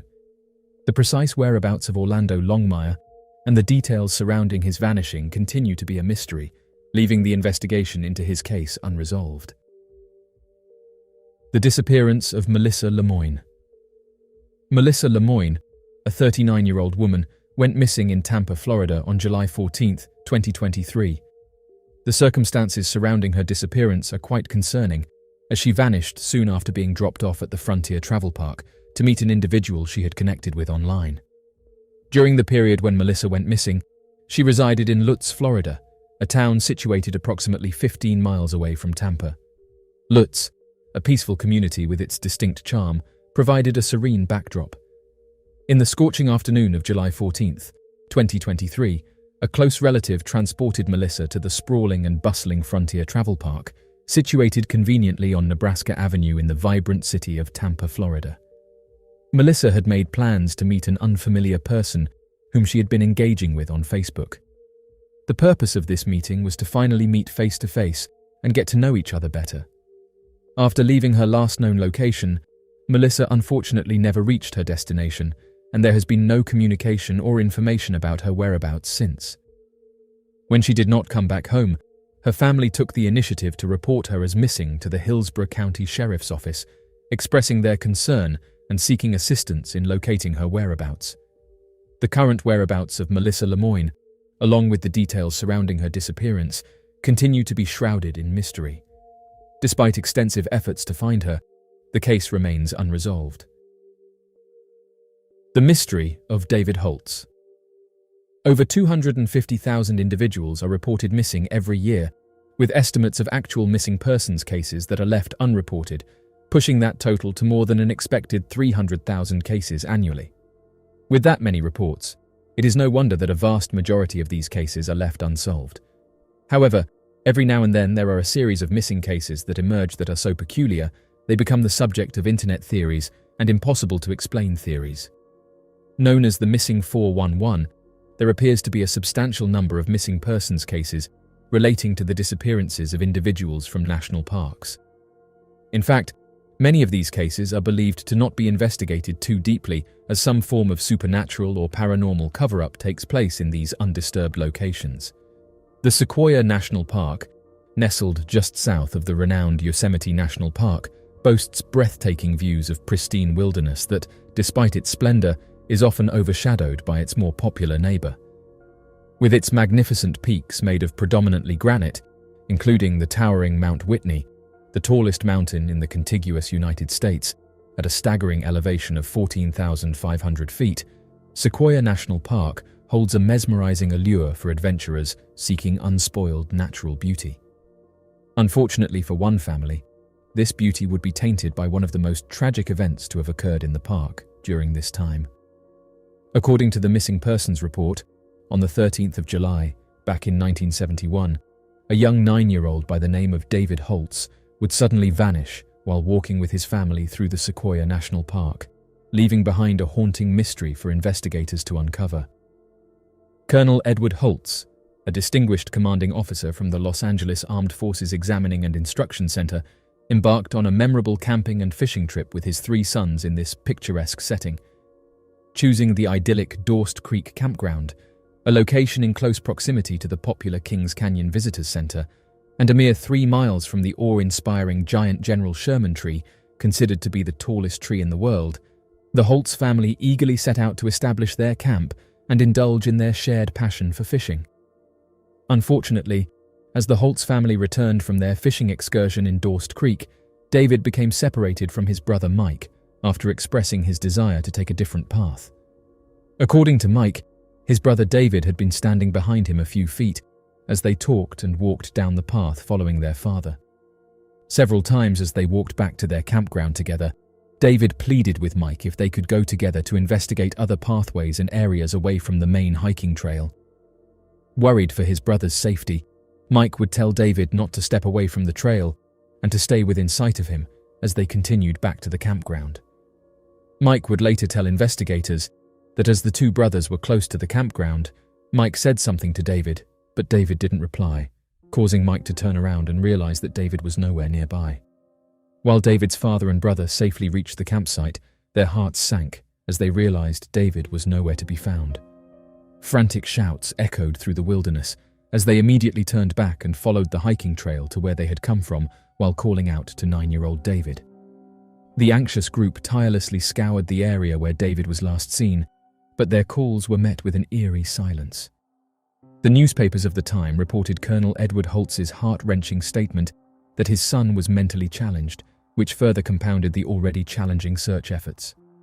Determined to leave no stone unturned, the National Park Service, local sheriffs, and dedicated armed forces personnel from Hamilton Air Force Base rallied together to comb through the vast expanses of Sequoia National Park in a valiant attempt to locate David.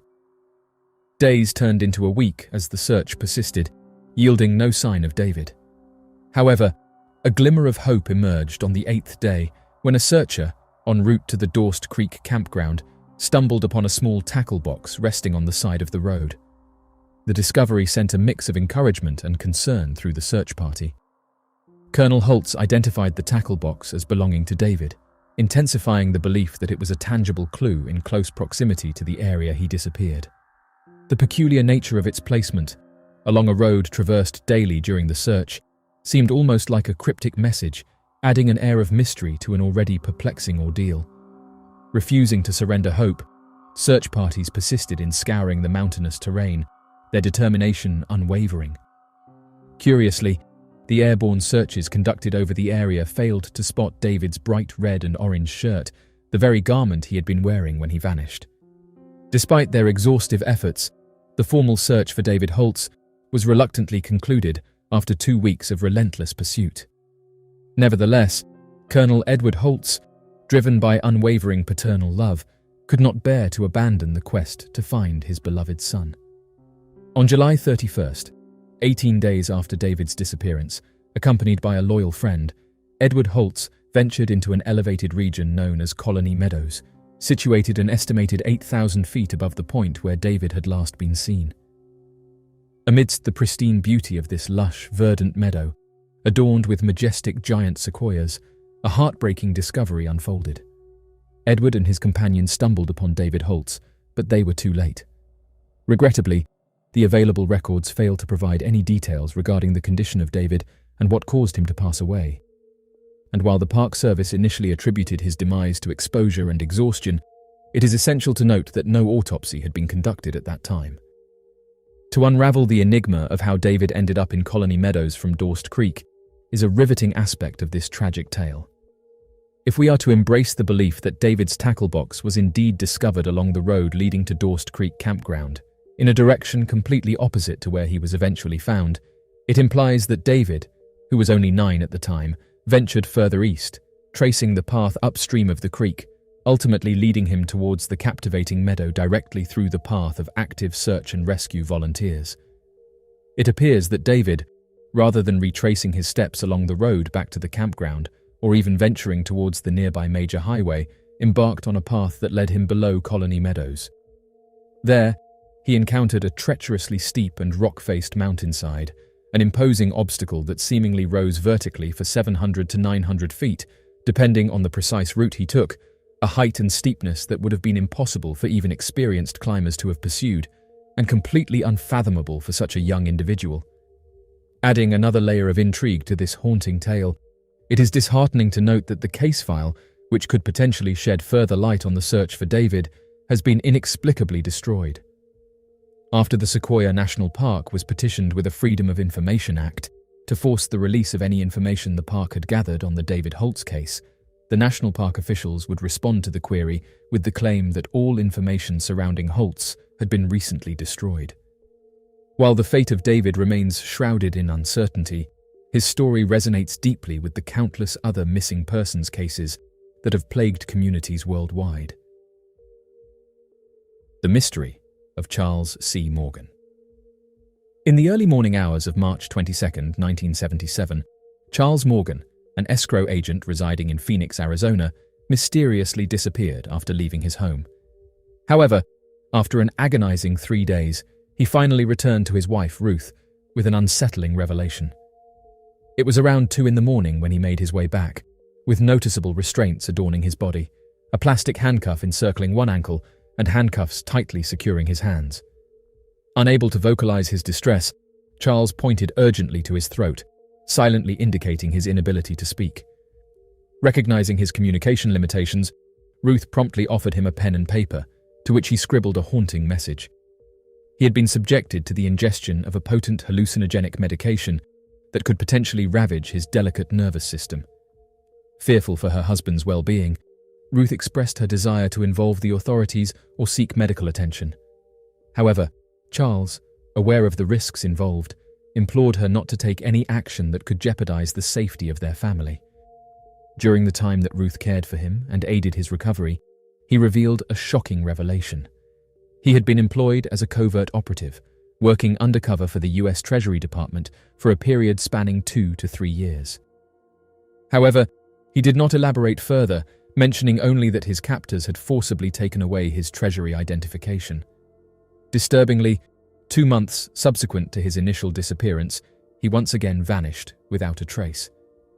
It was after a hiatus of 9 days that Ruth found herself at the receiving end of an enigmatic phone call from a mysterious woman who conveyed the cryptic message, "Chuck is all right," and abruptly terminated the call. The inexplicable reference to Ecclesiastes 12, 1-8, added another layer of intrigue to an already perplexing situation. 2 days elapsed following the enigmatic phone call, precisely on June 18th, when Charles was finally discovered lifeless. The resting place lay 40 miles to the west of Tucson, adjacent to his abandoned vehicle. The discovery revealed that Charles had met a tragic fate, having suffered a pistol wound to the back of his head, inflicted by none other than his own firearm. What further perplexed investigators was the fact that he was found wearing a bulletproof vest, adorned with a belt buckle cunningly concealing a hidden knife and a holster that once housed his weapon. The intriguing twist in this already enigmatic tale unfolded with the presence of a pair of sunglasses at the scene, conspicuously not belonging to the deceased. As the investigation delved deeper, Charles's car became the focal point of scrutiny. By meticulously combing through its contents, authorities unearthed an assortment of weaponry and a substantial stockpile of ammunition, leaving little doubt as to his preparedness for unforeseen circumstances. However, the perplexities did not end there. The car itself had undergone modifications, ingeniously allowing it to be unlocked from the fender. This detail not only added to the mystique surrounding Charles's demise, but also hinted at a deliberate attempt to obfuscate his intentions or perhaps protect valuable possessions. Adding to the bizarre chain of events, a startling discovery was made on the rear seat of the vehicle, a tooth belonging to Morgan, neatly wrapped in a white handkerchief. The inexplicable nature of this find left investigators puzzled, as it presented more questions than answers. In a twist that seemed to border on the surreal, a peculiar item was also discovered, an elusive $2 bill. On its surface, several Spanish surnames were scrawled, capturing the attention of those engaged in the investigation. Attached to the bill was a meticulously pinned map of the border area, encompassing the regions between Tucson and Mexico, specifically leading to Robles Junction and Felicity. Notoriously known for their illicit activities during that era, these towns held a reputation for smuggling. Adding to the enigma were the words Ecclesiastes 12 etched above the surnames, accompanied by an arrow that pointed towards specific digits in the bill's serial number, cunningly highlighting the numbers 1 and 8. According to the medical examiners, Charles Morgan was reportedly deceased for a duration of approximately 12 hours prior to being discovered. It is particularly peculiar that no fingerprints were detected at the crime scene, not even on the firearm. However, gunpowder residue and traces were found on Morgan's hands. Due to these findings, the sheriff's department concluded that the cause of his passing was self-inflicted, thus closing the investigation into the Charles C. Morgan case. The absence of fingerprints on the scene, especially on the pistol, raises further questions about the circumstances surrounding Morgan's demise. The presence of gunpowder and residue on his hands provides a significant clue. Ruth Morgan adamantly refuted the theory, and firmly maintains the belief that her late husband was not a victim of natural causes, but rather met with foul play. The mysterious disappearance of Bradley Strakener. Bradley Strakener, a 30-year-old individual, went missing on October 30th, 2019, in Leesville, Louisiana. This incident occurred when he left his residence with the purpose of returning a vehicle to his girlfriend. Bradley Strakener, a distinguished individual, came into this world on the 29th of July, 1989. Being a proud member of the Four Winds tribe, he holds a significant position within the esteemed Louisiana Cherokee Confederacy. He has a deep fondness for nature and possesses exceptional skills in navigating the wilderness. His family and friends find it highly unusual that he has gone missing without maintaining any form of communication with them. On the 30th of October, in the year 2019, Bradley Strakener found himself in the charming and welcoming town of Sandy Hill. At approximately 1:45 in the afternoon, he departed from the apartment he cohabited with his roommate, embarking on a journey to return his girlfriend's car, which happened to be located around 10 miles away. Bradley, unfortunately, never arrived at his intended location and has remained completely unreachable ever since. On the morning of October 31st, 2019, precisely at 6:30 in the morning, the vehicle in which Bradley was last sighted was discovered deserted in close proximity to a hunting property that had been leased. This property is situated on Bundix Road, near Highway 10, at a distance of approximately 2 miles from the location where Bradley was last observed. Upon discovery, the vehicle was located in an unlocked state, and to further exacerbate the situation, the keys were left carelessly on the passenger seat. Despite this alarming discovery, authorities were perplexed to find an absence of any indications or traces of a struggle.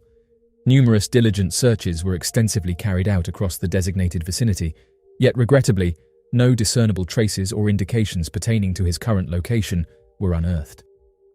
In a significant development, Bradley's mother, Toni, has assumed the prestigious role of Louisiana Director within Community United Effort, which is also known as the Esteemed Center for Missing Persons.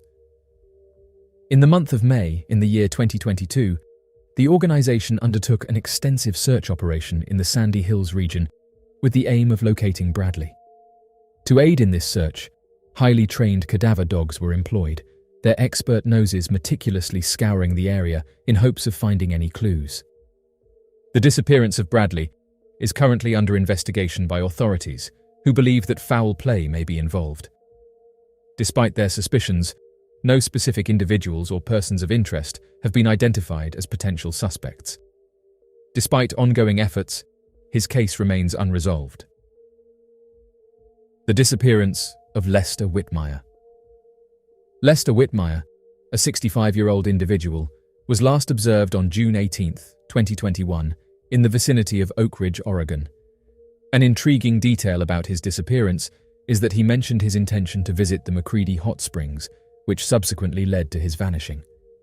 Lester Whitmire's last known sighting occurred on June 18, 2021, as confirmed by a family member. During that period, he resided in the Oak Ridge region of Oregon. According to his statement, Whitmire declared his intention to visit the McCready Hot Springs. On July 2, 2021, his disappearance was formally documented to the Lane County Sheriff's Office.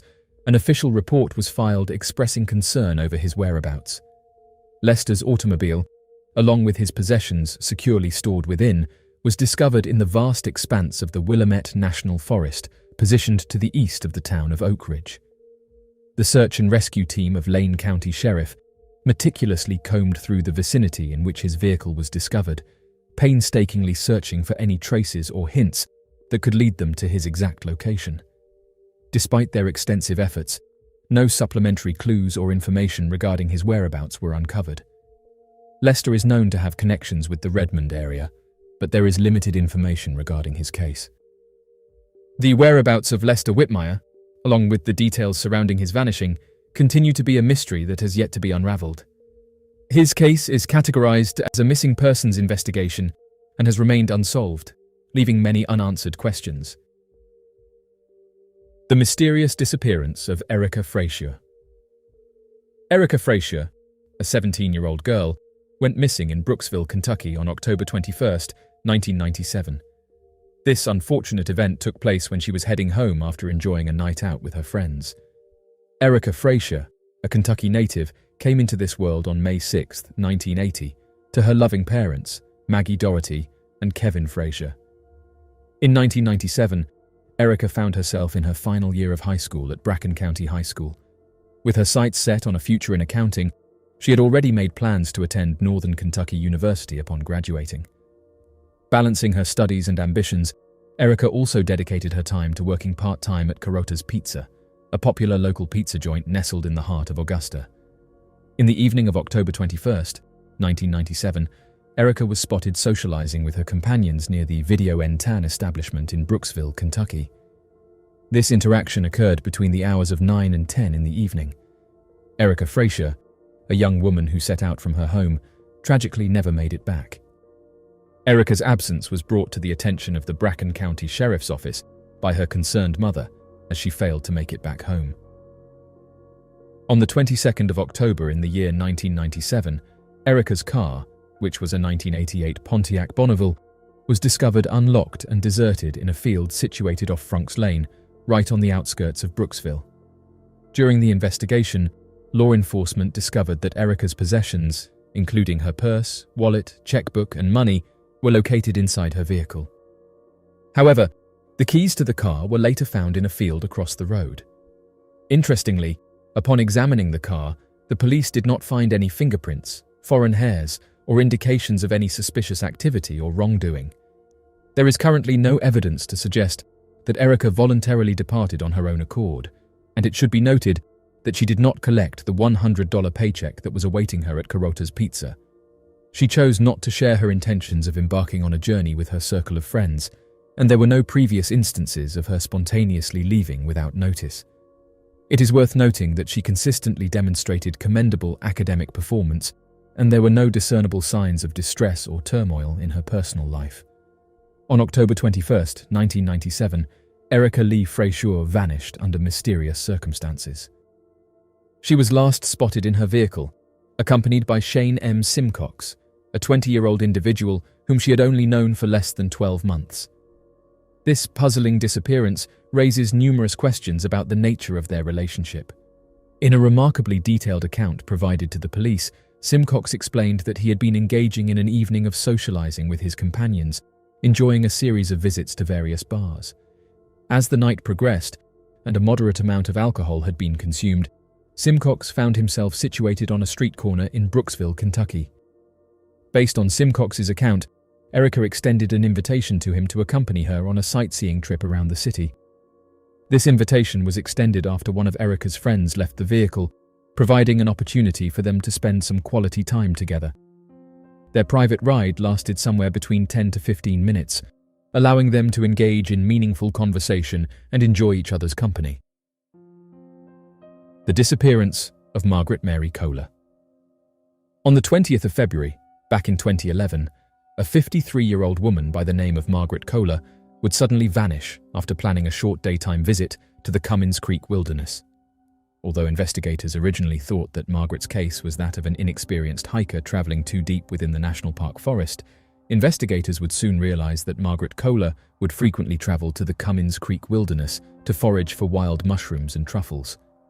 According to Margaret's friend, Mrs. Kohler had become quite familiar with the region and would often take weekly trips to the area with her 5-year-old Labrador Border Collie mix, named Roscoe. Growing up in the seaside city of Waldport, Oregon, Margaret Kohler had become highly experienced with the outdoors, Cummins Creek Wilderness, and the surrounding trails, and was known by her friends and family as having been an avid hiker. Yet, regardless of her vast amount of wilderness experience and her many safety precautions, Margaret Kohler would seemingly vanish with no trace of her left behind. The search for Margaret would begin on the day of her disappearance, after her friend contacted the local sheriff's department and claimed that she was unable to make contact with Mrs. Kohler at their scheduled time. Due to her frequently traveling alone, Margaret was worried that if she did not take the necessary precautions, she could end up injured and stranded out in the national park without anyone knowing she was gone. It was for this very reason that Margaret told her friend prior to her trip that she was planning on taking Roscoe for a walk near the Cape Perpetua area.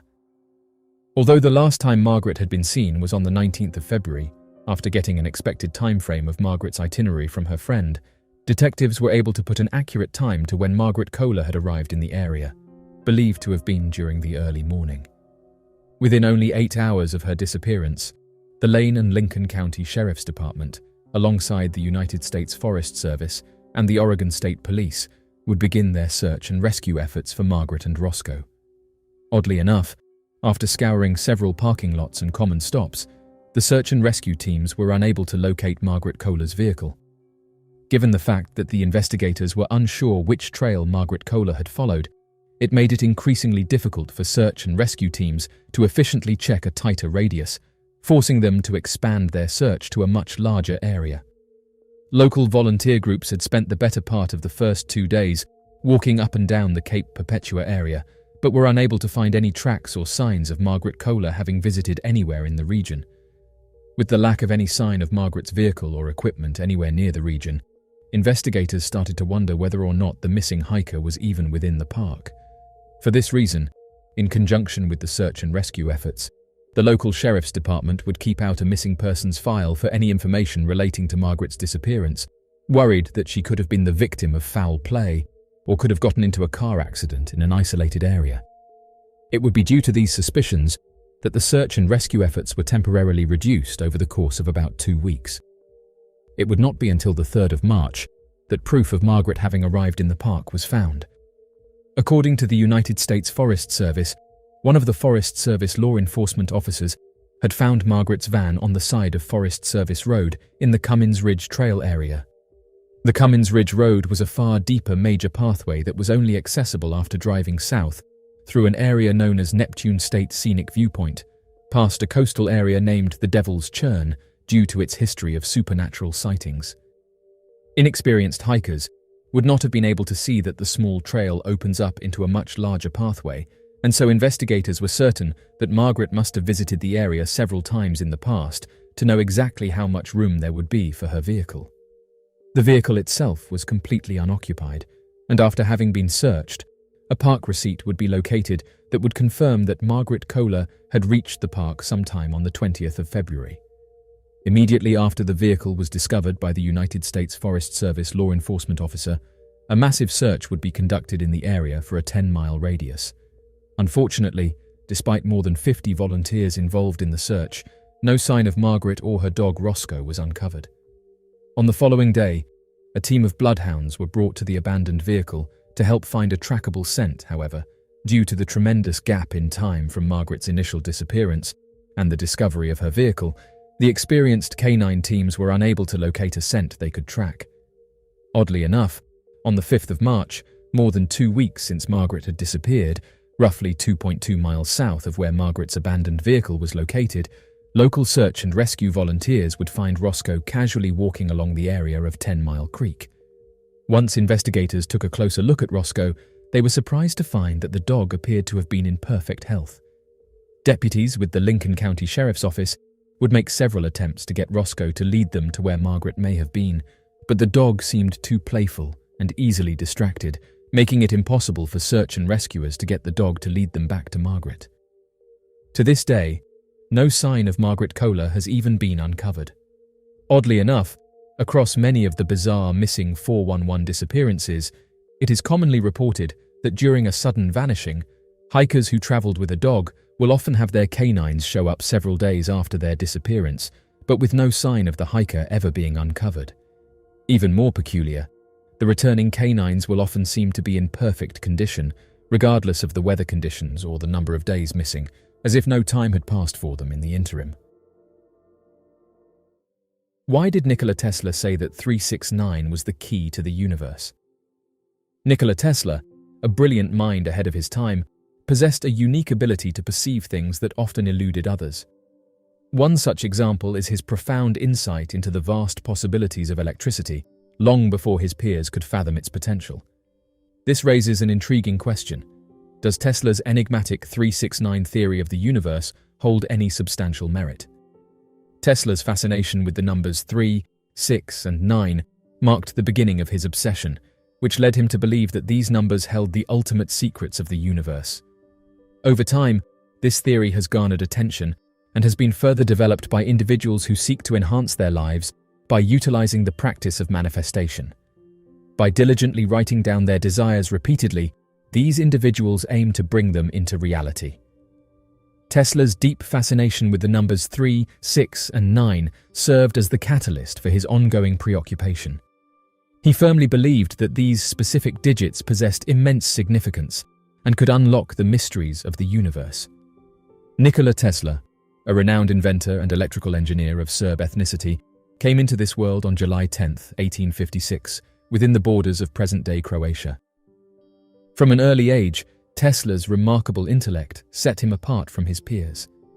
In his autobiography, Tesla reminisces about his childhood, where he vividly describes his encounters with out-of-body experiences, transporting him to captivating realms that were seemingly as real and emotionally charged as his experiences in the physical world.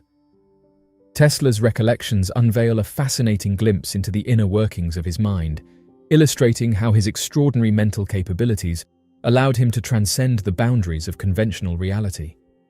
Tesla possessed a remarkable ability known as an eidetic, or photographic memory, a cognitive advantage that he effectively employed to conceive and mold his groundbreaking concepts and inventions within his mind before bringing them into tangible existence. When Nikola Tesla embarked on his journey as an adult, he quickly recognized that he possessed a unique disposition compared to his fellow inventors. What set him apart was his remarkable patience, a quality he observed to be lacking in others. Tesla's exceptional capacity for contemplation and careful deliberation allowed him to avoid hasty missteps. This remarkable attribute epitomized his approach to problem-solving and innovation. Unlike his contemporaries, he devoted ample time to thoroughly conceptualizing and refining his ideas before implementation. The inventor's reflective approach proved to be highly effective throughout his professional journey. Despite not achieving great wealth, Tesla managed to produce a remarkable array of groundbreaking creations that still hold significant importance in today's world. Among these notable inventions are the revolutionary concepts of alternating current and the induction motor. Furthermore, Tesla's experiments also ventured into realms previously explored by other innovators, encompassing advancements in areas such as X-rays, neon lights, and remote controls. Tesla's contributions to these fields were profound, leaving a lasting impact on the development and progress of modern technology. In his extensive body of work, renowned inventor Nikola Tesla embarked on a relentless quest to unravel and harness the enigmatic forces that exist in our world. While his groundbreaking experiments with electricity remain widely celebrated, Tesla's insatiable curiosity led him to explore the mystical significance of certain numbers, particularly 3, 6, and 9. Rather than mere numerical values, Tesla perceived these figures as keys to unlocking profound secrets embedded within the fabric of the universe. According to popular belief, Nikola Tesla is believed to have made a remarkable statement that holds profound significance. If one were to fully comprehend the extraordinary nature of the numbers 3, 6, and 9, an invaluable key to unlocking the vast mysteries of the universe would be within reach. Although there is uncertainty surrounding whether the renowned inventor Nikola Tesla actually spoke these famous words, there is no doubt that he possessed an intense fascination with numbers. Upon careful examination, we notice the emergence of a distinct pattern in which certain numbers are consistently absent. Specifically, the numbers 3, 6, and 9 appear to be excluded from this doubling sequence. Threes have held significant importance throughout human history, manifesting in various forms. For instance, triangles, which are characterized by 3 sides, hold great significance and are commonly found in structures like pyramids. Trinities, such as the well-known Father, Son, and Holy Ghost, have also played a prominent role in human history. Moreover, the renowned inventor Nikola Tesla identified a trifecta of energy, frequency, and vibration, which he believed encompassed the hidden secrets of the universe. Throughout his lifetime, Nikola Tesla displayed his deep fascination and fixation in various ways. One notable habit was his ritual of circling the block 3 times before entering a building. This peculiar behavior seemed to symbolize a personal belief or superstitious practice held by Tesla. Additionally, when it came to mundane tasks like washing dishes, he adhered to a specific routine. Interestingly, Tesla would utilize a staggering 18 napkins for this simple task, a number carefully chosen due to its divisibility by 9, 6, and 3. This deliberate choice suggests a meticulous and methodical approach to even the smallest actions. The manifestation of Nikola Tesla's visionary ideas may not align precisely with his initial envisioning of the three mystical numbers, but it serves as undeniable evidence that the enduring power and relevance of his concepts remain unwavering. This remarkable demonstration showcases the robustness and longevity of Tesla's intellectual contributions. Mysterious unidentified objects buzzed 3 destroyers for several days. According to the Freedom of Information Act records obtained by the news site The Drive, it has been revealed that 3 destroyers were repeatedly approached by unmanned aerial vehicles over the course of several days. These enigmatic aircraft were referred to as unmanned aerial vehicles in the logs, leaving the true nature of these unidentified crafts a mystery. The obtained records shed light on this intriguing incident, raising questions about the origin and purpose of these objects. The circumstances surrounding these encounters remain largely unknown, leaving room for speculation and further investigation. These unidentified crafts have sparked curiosity and intrigue within the military and aviation communities. According to the disclosed documents, in 2019, there were 3 unidentified objects that engaged in pursuit and circular maneuvers around 3 United States warships near the California coastline. These reports further elaborate that one of these crafts exhibited an extraordinary capability by matching the speed and trajectory of a destroyer for a staggering duration exceeding 90 minutes. It is important to note that all the information provided thus far is solely based on the accounts documented in the ship's logs. This intriguing incident raises numerous questions regarding the nature and origin of these unidentified objects, leaving experts and officials baffled. Further investigation and exploration into this phenomenon are necessary to unravel the truth behind these enigmatic encounters. The USS Kidd encountered a series of enigmatic objects, sparking intrigue and speculation among numerous sources. While some have hastily labeled these objects as drones, the official ship's logs describe them as unidentified aerial crafts. According to the detailed accounts in the logs, up to 6 of these crafts were observed maneuvering audaciously in the vicinity of the ship. The logs further elaborate on the sightings, stating, Kidd reported an unmanned aerial vehicle directly above, identified as a white light hovering over the ship's flight deck. Additionally, 2 unidentified objects were sighted on the starboard wing, followed by 4 more UAVs 6 minutes later near the starboard bridge. These intriguing events have generated significant curiosity and speculation among experts and observers alike. The logs serve as a testament to the highly unusual and captivating nature of these encounters. It is worth noting that the Navy vessels in question are equipped with state-of-the-art technology, including advanced sensors, radar systems, thermal imaging capabilities, and cutting-edge electro-optical systems. Despite the impressive array of tools at their disposal, none of these sophisticated technologies were able to track or identify the mysterious crafts that were observed. The Navy, confronted with the perplexing situation of encountering unidentified objects, turned to other agencies such as the Coast Guard, FBI, and various authorities in an attempt to unravel the enigma. Regrettably, despite their collaborative efforts, the investigation ultimately proved unsuccessful in providing a conclusive explanation for the nature or origin of these elusive airborne entities. The inability to unveil the truth surrounding these occurrences remains a challenging and unresolved mystery. There has been growing speculation surrounding the possibility of unidentified crafts closely observing ships, raising questions about their intentions. This phenomenon is not new, as there have been repeated reports of such unidentified crafts near our ships. Interestingly, even ex-servicemen have come forward to share their perplexing encounters with these mysterious objects. Notably, these sightings primarily occur around bodies of water, differentiating them from conventional unidentified flying objects. This has led experts to coin the term unidentified submerged objects to describe this distinct group of sightings. Intriguingly, USOs bear a strong resemblance to UFOs, prompting some to ponder whether they are truly distinct entities or if UFOs possess the capability to submerge without detection. Clearly, Further exploration is necessary to shed light on these intriguing phenomena and uncover their true nature. Reports regarding unidentified submerged objects have been a recurring topic of discussion for numerous years, originating from highly reliable sources. One notable incident recounted by former US Navy Commander David Fravor sheds light on an intriguing encounter. During a routine drone retrieval mission, Fravor witnessed a large, dark mass beneath the water's surface. Describing it as a circular entity, this enigmatic object sparked curiosity. Astonishingly, upon a subsequent sighting of the enigmatic mass, a practice torpedo that Fravor had been tasked with recovering was mysteriously drawn into the depths of the ocean, never to resurface again. Such incidents involving USOs have captivated the attention of experts and researchers, and their exploration has been ongoing to uncover the truth behind these encounters. While the existence of USOs remains a subject of debate, the credibility of the sources reporting these occurrences cannot be ignored. The intricacies and complexities of these submerged phenomena continue to puzzle scientific communities worldwide.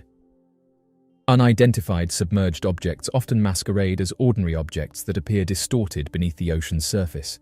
However, due to their extensive knowledge and experience with the sea, trained Navy personnel possess a heightened awareness of their surroundings. Consequently, when military officials assert having encountered a USO or UFO sighting, their claims attain a greater sense of credibility. Deepening our understanding of USOs requires recognizing that these submerged phenomena go beyond conventional explanations. Reports regarding unidentified submerged objects have been recorded for several years, with some instances even attracting the attention of nuclear submarines equipped with highly sensitive listening technology. Numerous individuals who prefer to maintain their anonymity have willingly shared their encounters with these mysterious submerged objects. One notable incident occurred in 2007, off the coast of Half Moon Bay, California, when a witness aboard the cruise ship Dawn Princess, now known as Pacific Explorer since its renaming in 2017, claimed to have witnessed 3 UFOs. These objects were observed in a uniform formation, evenly spaced and parallel to the ship's hull, hovering just above the water's surface. The objects, nearly spherical and emitting a glowing light, appeared to remain stationary while the ship passed by. Interestingly, despite their presence, the objects did not disturb or disrupt the water below them. As the witness's line of sight shifted and the objects disappeared from view, the object on the far left made a sudden splash, vanishing beneath the water's surface. This extraordinary encounter prompts further exploration into the enigmatic nature of these unidentified submerged objects. Another individual who was aboard a cruise ship recounted a similar occurrence, describing how, as they approached the coast of Florida, both she and her spouse bore witness to a perplexing event: the sudden ingress of an unidentified circular object into the tranquil waters. This enigmatic entity resembled the shape of a disc and astonishingly made no discernible disturbance upon submersion. Noteworthily, her esteemed husband, boasting an extensive aviation career spanning over 3 decades, confirmed that nothing he had ever encountered resembled the peculiar phenomenon witnessed that day. Filled with curiosity, they diligently scanned the surroundings, hoping for the reappearance of the submerged craft, but unfortunately, it remained concealed beneath the depths, leaving them both perplexed and intrigued. It is certainly intriguing to observe the increasing openness of the Navy and other military branches toward acknowledging the existence of unidentified flying objects. Individuals who have personally witnessed UFO phenomena express their satisfaction with the growing acceptance and seriousness afforded to such encounters. Additionally, it is worth noting that in the near future, the United States will be compelled to disclose all information pertaining to UFOs, potentially indicating a preparatory measure to acclimate the public to forthcoming revelations. Irrespective of these developments, proponents of the UFO phenomenon eagerly anticipate the long-awaited disclosure and emphasize the necessity of divulging the truth to the general populace. It is evident that a comprehensive understanding and exploration of this subject matter is of utmost importance to shed light on the reality that has been shrouded in mystery for so long. It is crucial to bear in mind that more than 80% of our planet's vast oceans remain unexplored, leaving a significant portion of the underwater realm shrouded in mystery. This enigmatic domain continues to captivate scientists and researchers year after year, unraveling astonishing revelations. Astonishingly, experts estimate that a staggering 1,000 to 2,000 previously unknown species come to light annually, underscoring the limited extent of our knowledge about the hidden wonders beneath the waves. Furthermore, daring underwater archaeologists have been unearthing ancient ruins, providing glimpses into past civilizations that thrived in these submerged territories. As time progresses, it is highly probable that scientists and avid explorers will stumble upon even more captivating discoveries, although reaching a consensus on their findings may prove to be a challenge. The untapped depths of the ocean hold endless possibilities for expanding our understanding of the marine world. A US Navy officer reveals that something was detected on radar traveling hundreds of knots underwater. Believers in the realm of the unknown have consistently advocated for vigilance in observing the vast expanses of the sky. However, it appears that we may have inadvertently overlooked a significant location in our quest for answers, our very own oceans. Amidst the whispers and murmurs that have persisted throughout history regarding enigmatic vessels sighted in and around our marine territories, it is fascinating to note that both seasoned fishermen and esteemed Navy officials have braved the skepticism to come forth and meticulously recount their perplexing encounters. While these individuals' testimonies were met with attempts to downplay and dismiss their claims by authorities and skeptics, recent revelations, comprising official documents, corroborative testimonies, and first-hand accounts, have undeniably revalidated their assertions. Astonishingly, various pilots and Navy officials have now validated these earlier reports, affirming the existence of elusive crafts surreptitiously traversing our fathomless oceanic depths. According to recent reports, United States submarines have made the curious discovery of unidentified underwater vehicles, which are said to be maneuvering at remarkable speeds deep beneath the ocean's surface. This intriguing revelation was brought to light by Tom Rogan, who revealed that the United States Navy possesses compelling evidence in the form of data substantiating these encounters. Apparently, these enigmatic high-speed crafts have been observed buzzing around naval ships before vanishing into thin air with remarkable agility. This revelation has left both military personnel and experts in the field puzzled as they grapple with the mysterious nature and capabilities of these underwater vessels. Mr. Rogan said the following about the reports. "I think what we may well be looking at is a true unknown, which is to say, intelligently controlled machinery that is not understood to be in the possession of the United States, China, or Russia, which are the three most advanced countries in terms of military aviation. Researching this, there isn't anything that we have, top secret information about what China or Russia have, or what we have at any of our top secret installations that can do what these things do in terms of performance.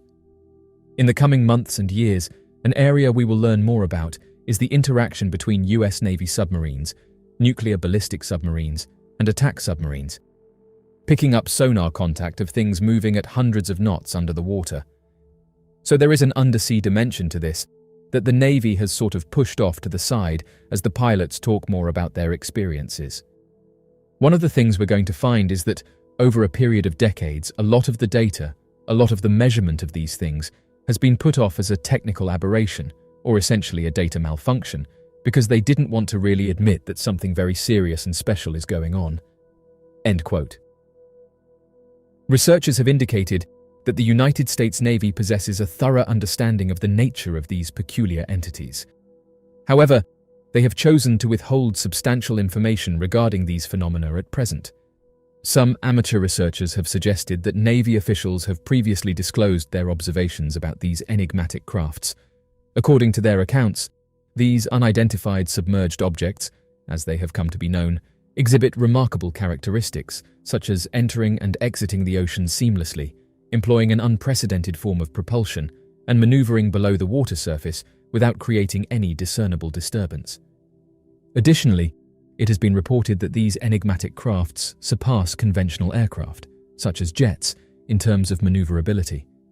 Despite the prevalence of discussions surrounding unidentified flying objects, USOs have received relatively less attention, leaving us with a substantial knowledge gap regarding these submerged anomalies. Over the years, numerous witnesses have described witnessing luminous phenomena emerging from the depths of the water, swiftly soaring into the skies at astonishing velocities. The fact that even nuclear submarines, equipped with state-of-the-art acoustic surveillance systems, have failed to elucidate their origin further underscores the necessity of affording this subject matter the seriousness it deserves. Astronomer Mark D'Antonio was taken for a ride on an attack submarine, and while on there, the sub encountered an unknown, fast-moving object on sonar. He said the following: "As a thank you for doing some work for them, the Navy asked me if I wanted to go for a ride in a submarine, so I said yes. Once we got under, I was sitting in the sonar station, and the sonar operator was sitting right next to me. Submarines are loud. People think they are very quiet, and it's true that they are on the outside because the sound doesn't get out, but inside you hear everything. I was sitting there zoning out a little because I was seasick, and all of a sudden the sonar kid says, 'Fast mover,' and I'm jolted awake thinking, what's happening? Is it a torpedo? The executive officer comes out, and the operator shows him the path of the object, and the officer says, 'How fast is that going?' And the kid said, 'Several hundred knots.' I started to lean forward to listen in, and the officer said, 'Can you confirm it?' So he went to another sonar machine and confirmed it wasn't a machine anomaly. It was real. I thought that was incredible. When the sonar guy said, 'What do I do with this?' the officer said, 'Log it and dog it.' In other words, log it and bury it." 4 years later, Mark asked a senior naval figure about what he saw, saying the following: "Can you tell me about the Fast Mover program?" He looked at me and said, "Sorry, Mark, I can't talk about that program." So he basically confirmed to me that the program exists. There's definitely no shortage of these mysterious crafts, and recent comments by US officials have only caused people to demand answers for what these objects are. The mysterious case involving a luxury hotel in Oslo. On the fateful day of June 3, 1995, an incident unfolded at Oslo's renowned Plaza Hotel, sending shockwaves throughout Norway and beyond. The body of a woman was discovered within the premises, her demise presumed to be self-inflicted due to a single pistol wound. The presence of a firearm clasped in her hand seemingly confirmed the grim conclusion. However, this perplexing case bore an uncanny resemblance to the enigmatic Isdal woman, as all identifying labels had been meticulously eradicated from her clothing, shrouding her true identity in ambiguity. Whispers permeated through the corridors, hinting at the involvement of organized crime syndicates and clandestine international espionage. Now, over 25 years have passed, and the relentless pursuit of truth by investigators seems poised to penetrate the veil of mystery, enshrouding the woman in room 2805, potentially unraveling one of the most enduring enigmas in the annals of Norwegian crime.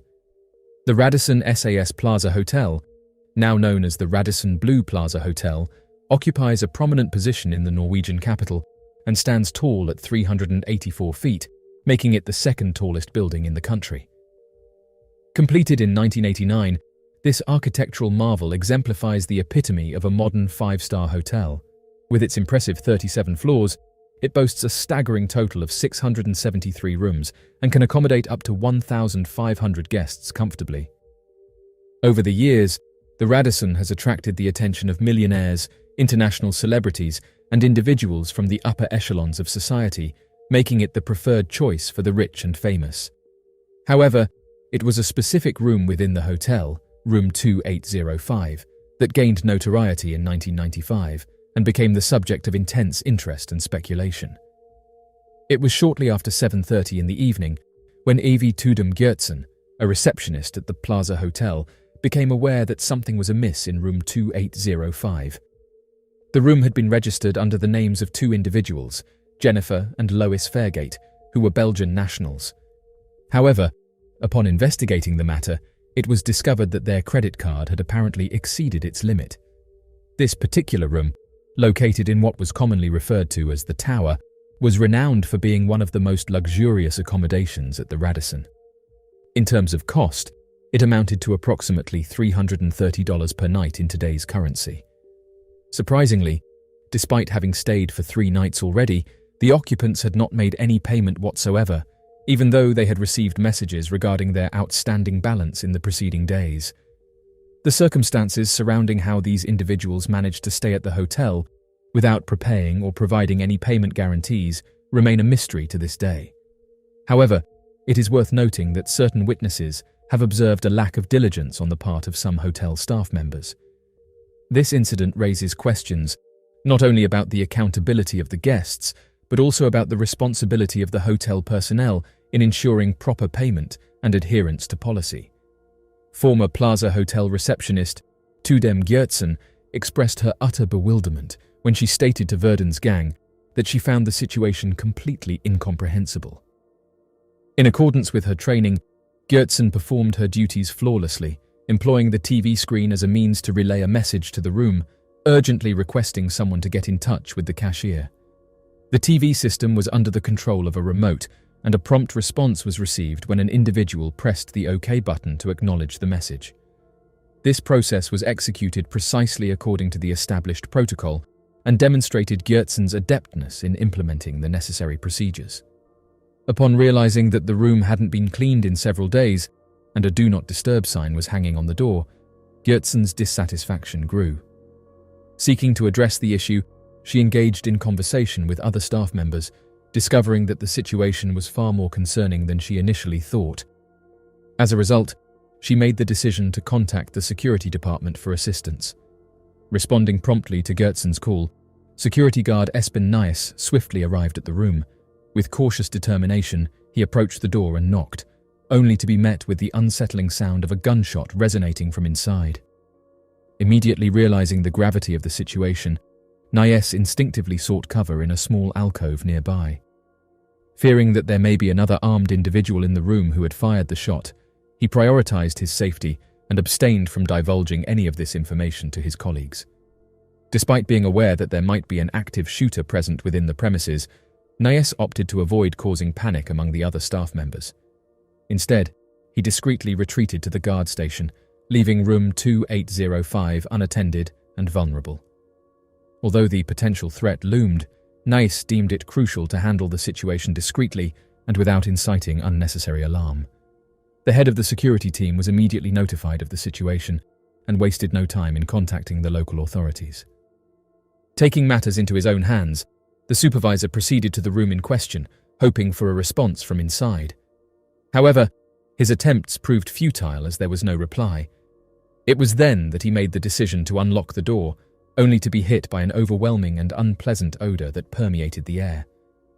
Although the exact nature of the smell could not be determined, it was suspected to be a combination of propellant and the unmistakable stench of death, accompanied by the scent of blood and bodily fluids. Despite the room being shrouded in darkness, the distinct outline of a woman lying on the bed caught the supervisor's attention. The position in which she lay appeared to be quite unnatural, raising immediate concern.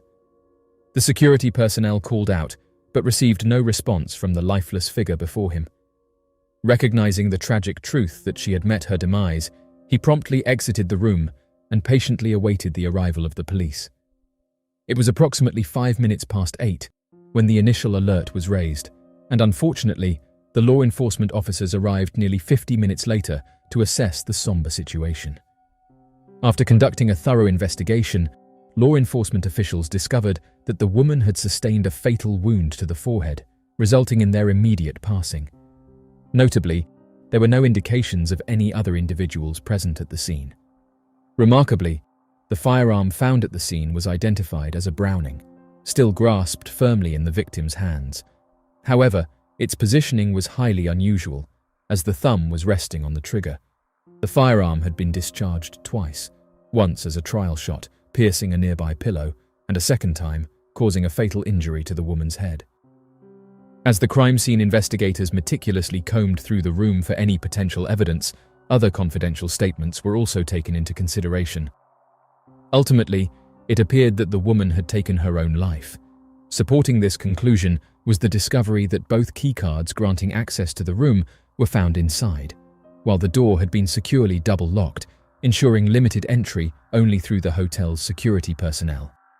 Furthermore, although the window was found to be open, its location on the 28th floor strongly diminished the likelihood of it being used as an entry or exit point. Subsequent reports consistently concurred with the initial findings, firmly attesting that the woman had indeed taken her own life. The hotel's internal report, providing a detailed analysis of the incident, expressed a 99% certainty that this devastating act was the result of self-inflicted actions carried out by the deceased individual. Their comprehensive conclusion was reached based on a careful examination of all available information and supporting evidence. In spite of efforts to downplay it, that minuscule fragment of uncertainty, constituting a mere 0.1%, appears to possess a significance far weightier than initially acknowledged. While every piece of evidence undeniably highlights the Oslo Plaza woman's solitary presence within the confines of that room, certain peculiarities emerge that demand attention. Notably, the absence of any trace of residue or blood on her hands raises eyebrows. The meticulous obliteration of the firearm's serial number through the skillful application of acid further adds to the enigma. Additionally, a discovery was made within her bag, precisely 25 rounds of ammunition with no accompanying items. Curiously evocative of the infamous Isdal woman case, all labels adorning the woman's attire were meticulously removed. Similarly to the preceding unsolved death, the identity of the victim remains an unfathomable enigma to all. Torleiv Ola Rognum, a highly experienced and esteemed forensic medicine professor who holds the position of Norway's top forensic medical expert, expressed his perplexity regarding the absence of backspatter or burn on the victim's hands. Rognum, in an interview with Verdens Gang, found it unusual and raised concerns about this peculiar observation. Forensic expert Rognum expressed his astonishment at the unusual nature of the situation. The presence of a remarkable splatter of blood on the ceiling, combined with the victim's thumb still resting on the trigger and her fingers firmly grasping the grip, raised intriguing questions. However, what puzzled him even more was the absence of any blood traces on her hands. This discrepancy, or lack thereof, left Rognum perplexed and deeply intrigued. As someone experienced in the field of forensics, this particular detail stood out as incredibly striking and worthy of careful examination. The Isdal woman case, which unfolded in 1970, was hindered by the absence of advanced policing techniques and technology, ultimately leading to the failure to identify the victim. However, the Oslo woman displayed a remarkable level of expertise in evading detection. It appears that she deliberately altered her appearance by sporting short black hair. Notably, there were no belongings found that could provide any clues about her identity. No passport, purse, Idaho cards, or documents were recovered. In addition, there was an absence of credit cards and driver's license. The only potential lead was the Belgian origin of the gun she carried and her claim of residing on Rue de la Stede in Verlaine, Belgium.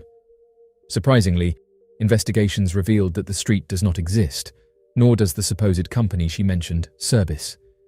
However, the connection to Belgium was strengthened through phone records, indicating that she attempted to make calls to incorrect numbers during her stay. Based on similar nearby area codes, it is speculated that these calls were meant for Grace Holone or Serraing, neighbouring municipalities of Verlaine. It is possible that she simply dialed the wrong number, hinting at the likelihood of a miscommunication or faulty memory. The Browning, a widely recognised and potent firearm, is extensively utilised by law enforcement agencies, military organisations, and even individuals involved in criminal activities. With countless units of this firearm in circulation, it is evident that its popularity knows no bounds.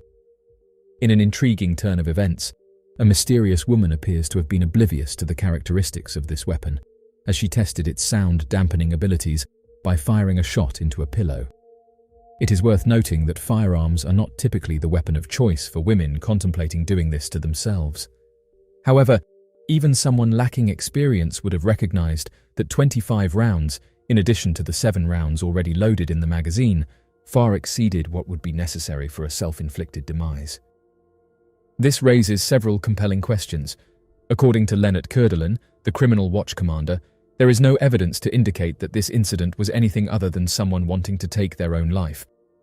However, it is exceptionally uncommon to come across cases where women have taken their own lives by using a firearm.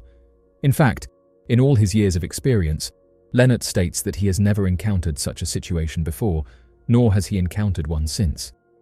Intriguingly, the gun and magazine did not yield any identifiable fingerprints, but this should not be immediately perceived as suspicious. Contrary to what is often depicted in police dramas, successfully lifting prints from the surface of a firearm is an arduous task in reality. Thus, The absence of fingerprints should not automatically suggest that the weapon was meticulously wiped clean. Nonetheless, the possibility of the gun being cleaned cannot be entirely overlooked. It is worth noting that if the gun was indeed cleaned, it would not be the sole missing piece of evidence from the crime scene, adding an additional layer of complexity to the investigation. The reason behind the removal of the manufacturing and laundry labels from her clothing was not solely to prevent any kind of irritation. In fact, the labels were systematically cut away, going to the extent of removing even the manufacturer's name from her shoes. Interestingly, only one label managed to survive this label removal spree, which happened to be on a René Lézard jacket that was originally sold in Germany. There was also a bag that still bore the brand label of the German manufacturer Travelite. These particular labels were intentionally left intact, as removing them would have caused damage to the linings of the products. This deliberate act showcased a meticulous and thorough approach towards eliminating any trace of identification or branding. While René Lézard may not be considered one of the top-tier fashion houses, and its price range is not exorbitant, the company still garners recognition for its impeccable style, appealing especially to women who are conscious of their appearance. However, it is intriguing to note that there were no toiletries or cosmetics in the women's room, aside from an empty bottle of cologne. What adds to the mystery is the fact that this fragrance is typically designed for men. While it is plausible that the bottle belonged to the man who was reportedly seen with her, it is equally possible that the bottle never contained cologne at all. It makes one wonder if the bottle symbolized a lost love, as empty perfume bottles can retain the fragrance for numerous years. Additionally, it is worth mentioning that the only fingerprints found on the bottle belonged to the victim, further deepening the enigma surrounding the situation. The examination following the unfortunate demise yielded limited findings. The medical examiner determined that the deceased individual, contrary to what was stated in the hotel records, was actually older, falling within the age range of 25 to 35 rather than 21. Furthermore, she possessed distinctive physical attributes, such as short black hair and captivating blue eyes. Standing at a height of 5 feet 3 inches and weighing 147 pounds, she had a noticeable presence. A notable aspect of her physical appearance was her meticulously crafted dental work, which boasted the usage of premium materials like porcelain and gold, a practice commonly observed in countries such as the United States, Germany, Denmark, and Switzerland. Although her dental work was of exceptional quality, no matches were discovered, leaving the mystery unsolved. Additionally, attempts to link her fingerprints to any existing records were futile. Oddly enough, while the deceased tested negative for alcohol consumption, no inquiries were made into anything else. Despite the fact that taking her own life was the main focus of the investigation, Assistant Chief of Police Gunnar Larsson felt unsatisfied with the numerous unresolved questions surrounding the case. To thoroughly unravel the mysterious death of the unidentified woman and determine her true identity, a team of 5 skilled detectives was assigned to delve into the circumstances. Remarkably, even 3 weeks after the incident, the authorities were still hesitant to conclusively declare it as this, indicating the level of complexity and uncertainty surrounding the case. The commitment of these experienced investigators to uncover the truth and provide closure to this puzzling tragedy highlights the importance of meticulous investigation and the pursuit of justice. According to Assistant Chief of Police Gunnar Larsson, the circumstances surrounding the passing of the woman remain uncertain. It is unclear whether she tragically took her own life or if she was the victim of foul play by unidentified individuals. The police have numerous unanswered questions in relation to this case, as the ongoing investigation has not provided conclusive answers thus far. During their investigation, the police conducted interviews with the hotel staff at the Plaza Hotel. Based on these interviews, it was determined that the woman in question had checked into the hotel on May 31st at 10:44 in the evening. Under the name Jennifer Fairgate, she mistakenly signed her assumed name as Fergate. Surprisingly, the receptionist did not request any form of identification from her. Additionally, she mentioned that a certain Lois Fairgate would be accompanying her during her stay, although the receptionist had the impression that she was alone. However, other individuals who were questioned recalled seeing the woman in the company of a man. Their descriptions suggested that the man was in his mid-30s to early 40s. It is worth noting that the woman initially made her booking in English, but when she called to confirm, she spoke in German. Further investigation revealed that for the most part, the woman remained within the confines of her hotel room throughout her stay. However, there was an exception during the early morning hours of June 1st to June 2nd. During this time frame, she was observed being outside her room between 12:34 and 8:50 in the morning. The activities she engaged in during those hours and the subsequent day have never been uncovered or established. This detailed account of the events and circumstances surrounding the woman's stay at the Plaza Hotel provides a comprehensive and enriched understanding of the situation. A maid at the hotel recalled that she had seen a nice pair of shoes in the closet of room 2805 during this period of absence, and they were no longer amongst the items thought to belong to the deceased. Indeed, a considerable amount may have been missing from the room, with Jennifer found to have a very odd assortment of clothing. These included 4 jackets but only 1 blouse. She had 1 sweater but no trousers or skirts. Equally, the clothing wouldn't fit in the Travelite bag. A witness reported that Jennifer had arrived at the Plaza Hotel with a wheeled suitcase and wearing a suit jacket with a skirt, leading her to assume that the victim had been a flight attendant, as it was typically airline crews that had this type of luggage at the time. The witness believed she was from British Airways. Neither the suitcase nor the skirt was in the room. In a recent interview with Verdon's gang, Tom Storm Olsen, a retired police officer, expressed his belief that the woman in question must have been caught in a dire circumstance. However, due to the lack of information about her identity, it is difficult to ascertain the exact reasons behind her actions. Mr. Olsen also speculated that there could potentially be criminal elements involved. The police force entertained various conjectures regarding the true identity of the individual referred to as Jennifer. Among them was the speculation that she could potentially be the missing spouse of a mafia leader. However, this initial theory was swiftly invalidated. There were also suspicions of a potential connection to illicit drugs, with some suggesting the possible involvement of intelligence agencies, or even proposing that the woman herself was an assassin. Nevertheless, these hypotheses eventually proved to be fruitless and were ultimately discarded. Subsequently, on June 26, 1996, the unidentified Oslo woman was laid to rest in an unmarked grave at Oslo's Vestre Gravlund Cemetery. Interestingly, a mere 2 months later, the police authorities made the decision to either destroy or sell off all the evidence associated with the case, including her clothing, jewelry, luggage, and even the firearm. The investigation conducted by the police forensics department revealed that the gun, which had its serial numbers deliberately removed, was ultimately recovered. In 2017, the Norwegian newspaper Verdens Gang stumbled upon the firearm while journalist Lars Christian Wegener was carrying out a fresh inquiry into the case, a pursuit he had been diligently following since 1998. As Wegener made this discovery, he reached out to experts who examined the weapon and made an intriguing observation. Contrary to the initial assumption that it was an authentic Browning, these experts contended that it was, in fact, a Hungarian replica assembled from various components. While the barrel matched the original Browning, the remaining parts were determined to be significantly older, likely hailing from the 1960s or 1970s and possibly having a military background. This revelation shed new light on the firearm's origins, raising questions about its true history and purpose.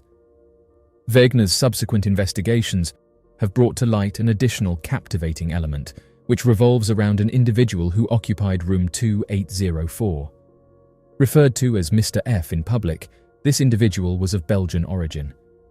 On the day of the unfortunate incident, precisely at 8:06 in the evening, a woman going by the name of Jennifer Fairgate placed an order for food to be delivered to her room. The specific choice was a delectable combination of bratwurst and potato salad known as the Hot Bite. The responsibility of delivering the meal was entrusted to Kristin Anderson, the supervisor in charge of room service. However, due to a mix-up in room numbers, the food was mistakenly taken to room 2804 instead of 2805, which happened to be occupied by Mr. F across the corridor. Subsequently, this error was rectified, and the mysterious woman promptly received her meal in the adjacent room. Displaying appreciation for the service rendered, she generously tipped 50 kroner, leaving behind a sense of intrigue. Crime scene investigators made a startling revelation when they examined the room where the incident took place. Surprisingly, most of the food in the room remained untouched, despite the assumption that it was supposed to be the final meal of the victim. This peculiar observation was not just a mere coincidence, as it served as a clue indicating the presence of someone in the room. While it may have been easily overlooked, the discovery of a USA Today newspaper in the deceased woman's room added another intriguing layer to the mystery. It came to light that these newspapers had been distributed to all the hotel guests free of charge. However, the newspaper found in the victim's room was not meant for either room 2805 or 2804. Instead, it had been intended for room 2816. This discrepancy raised questions about whether the woman had been spying on her fellow residents, illegally entering their rooms, or if it was simply another mistake. To delve deeper into the investigation, a fingerprint was recovered from the bag containing the misplaced newspaper, and it has recently been forwarded to Interpol for further analysis. Curiously, the identity of the individual who stayed in room 2816 remains a mystery, as they have never been traced.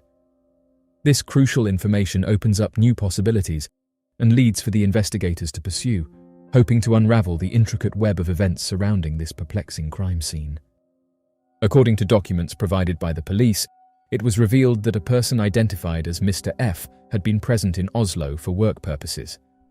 Originating from the French-speaking region of Belgium, he managed to leave before any questioning took place on the morning of the reported incident. As part of the investigation, Lars Christian Wegener attempted to engage with this individual in order to gather information.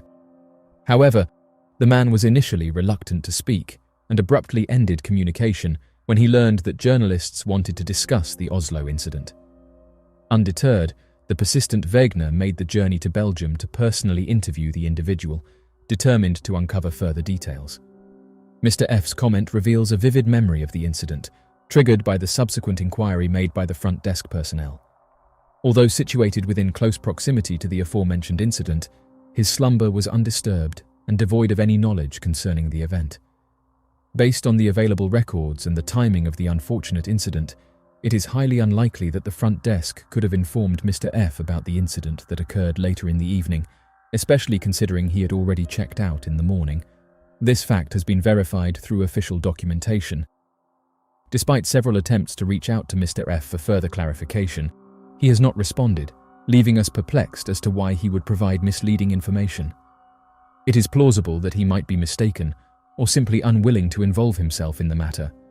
However, it remains unclear why he would choose to withhold any pertinent details. In the month of November in the year 2016, significant progress was made in the ongoing investigation of the Oslo woman's case.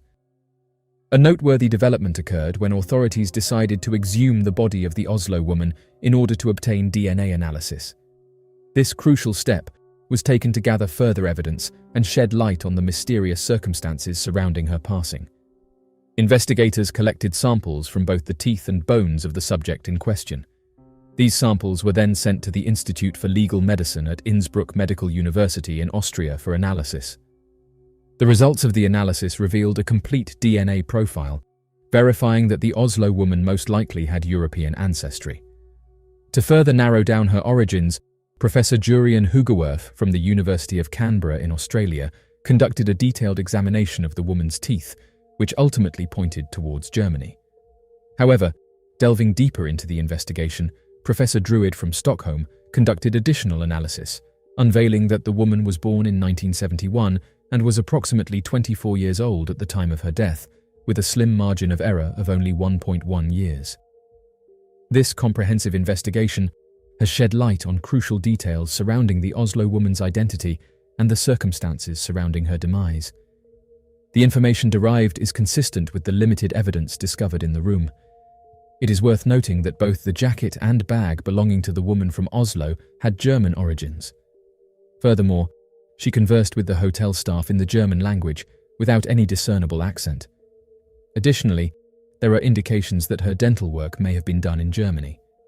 While she displayed a certain level of familiarity with Belgium, specifically the Valais region, there is no concrete evidence to suggest that she actually hails from that particular area. As the enigma surrounding the identity of the Oslo woman gradually unravels, so does the possibility of uncovering the true circumstances pertaining to her untimely demise. Despite the Oslo police's official stance, the lingering questions that were initially assigned to the detectives remain unresolved. Delving deeper into the perplexing case, one cannot help but wonder about the intricate details surrounding her entry into the country. Furthermore, the origins of the firearm used in the incident pique curiosity. Was it surreptitiously smuggled through customs, evading scrutiny, or was it acquired within Norwegian borders? Equally puzzling is the fate of her personal belongings and crucial documents, which seem to have mysteriously vanished without a trace. The Isdal woman case, a perplexing and unsolved mystery in Norway, may have had a direct influence on events in Oslo. Many of the existing theories regarding the operations of security services fail to truly grasp their functioning. These theories often stem from Cold War fiction rather than factual basis. In reality, undercover agents prioritize the creation of a foolproof backstory, unlike the Oslo woman, whose false backstory was easily transparent. To avoid raising suspicion, they would unquestionably ensure that they paid for their hotel accommodations themselves. Additionally, possessing a firearm like the supposed Cold War relic, the Browning, would be unnecessary for agents. Lastly, unless an agent was killed in an operation likely to spark an international scandal, they would not be disowned and left in an unmarked grave if they were affiliated with MI6 or the CIA. However, it should be noted that this may not necessarily be the case for other intelligence agencies. By delving into these details, we can gain a comprehensive understanding of the limitations and discrepancies within these theories and their portrayal of security services operations. However, it is important to consider alternative explanations for this discrepancy. Mr. F's behavior and statement also arouse suspicion, but it is possible that he simply fears being implicated in a potential crime or has personal reasons for wanting to avoid public attention. It is worth noting that one speculation suggests that Jennifer Fairgate may have been involved in the high-end escort industry. This hypothesis adds another layer of complexity to the case and requires further investigation. To fully comprehend the intricate dynamics at play, a thorough exploration of all possible scenarios, including the possibility of a staged suicide and involvement of individuals with hidden motives, is imperative. Only by delving into the depths of the case can a comprehensive understanding be achieved. According to Ola Kaldager, who previously led the highly classified Norwegian intelligence group E14, Norway, Sweden, and Austria served as typical safe havens for intelligence services to gather and operate without disruption. These countries were characterized by their openness, lack of suspicion, and limited police oversight. Their favorable qualities, such as efficient infrastructure and loose travel restrictions, made them easily accessible to intelligence operatives. Kaldager suggests that much clandestine activity may have taken place unnoticed by the general public in these nations. These safe havens provided a conducive environment for intelligence agencies to convene confidential meetings and carry out their operations covertly. When considering the absence of any records pertaining to the Oslo woman, it is crucial to explore the influence of the state apparatus. An intriguing explanation arises when examining the possibility that she hailed from the former East Germany, as numerous individuals speculate. In this case, it becomes conceivable that her records could have been intentionally destroyed by the notorious Stasi, the former Ministry for State Security. During a defining era that witnessed the collapse of the Berlin Wall and the reunification of Germany, the Stasi engaged in the destruction of countless files, including a multitude of birth records and police documents. It is important to acknowledge the significant impact that such actions by the Stasi had in eradicating any trace of the Oslo woman's existence. If the unidentified woman had been residing in the country for an extended period of time, acquiring a gun may not have posed a challenge. The lingering scent of the cologne she wore may hold sentimental value, possibly serving as a reminder of a lost love or a significant connection to the Plaza Hotel from her past. By ensuring her identity would remain forever concealed, she might have believed that her loved ones would cope better with her disappearance rather than the devastating reality of what was going to happen.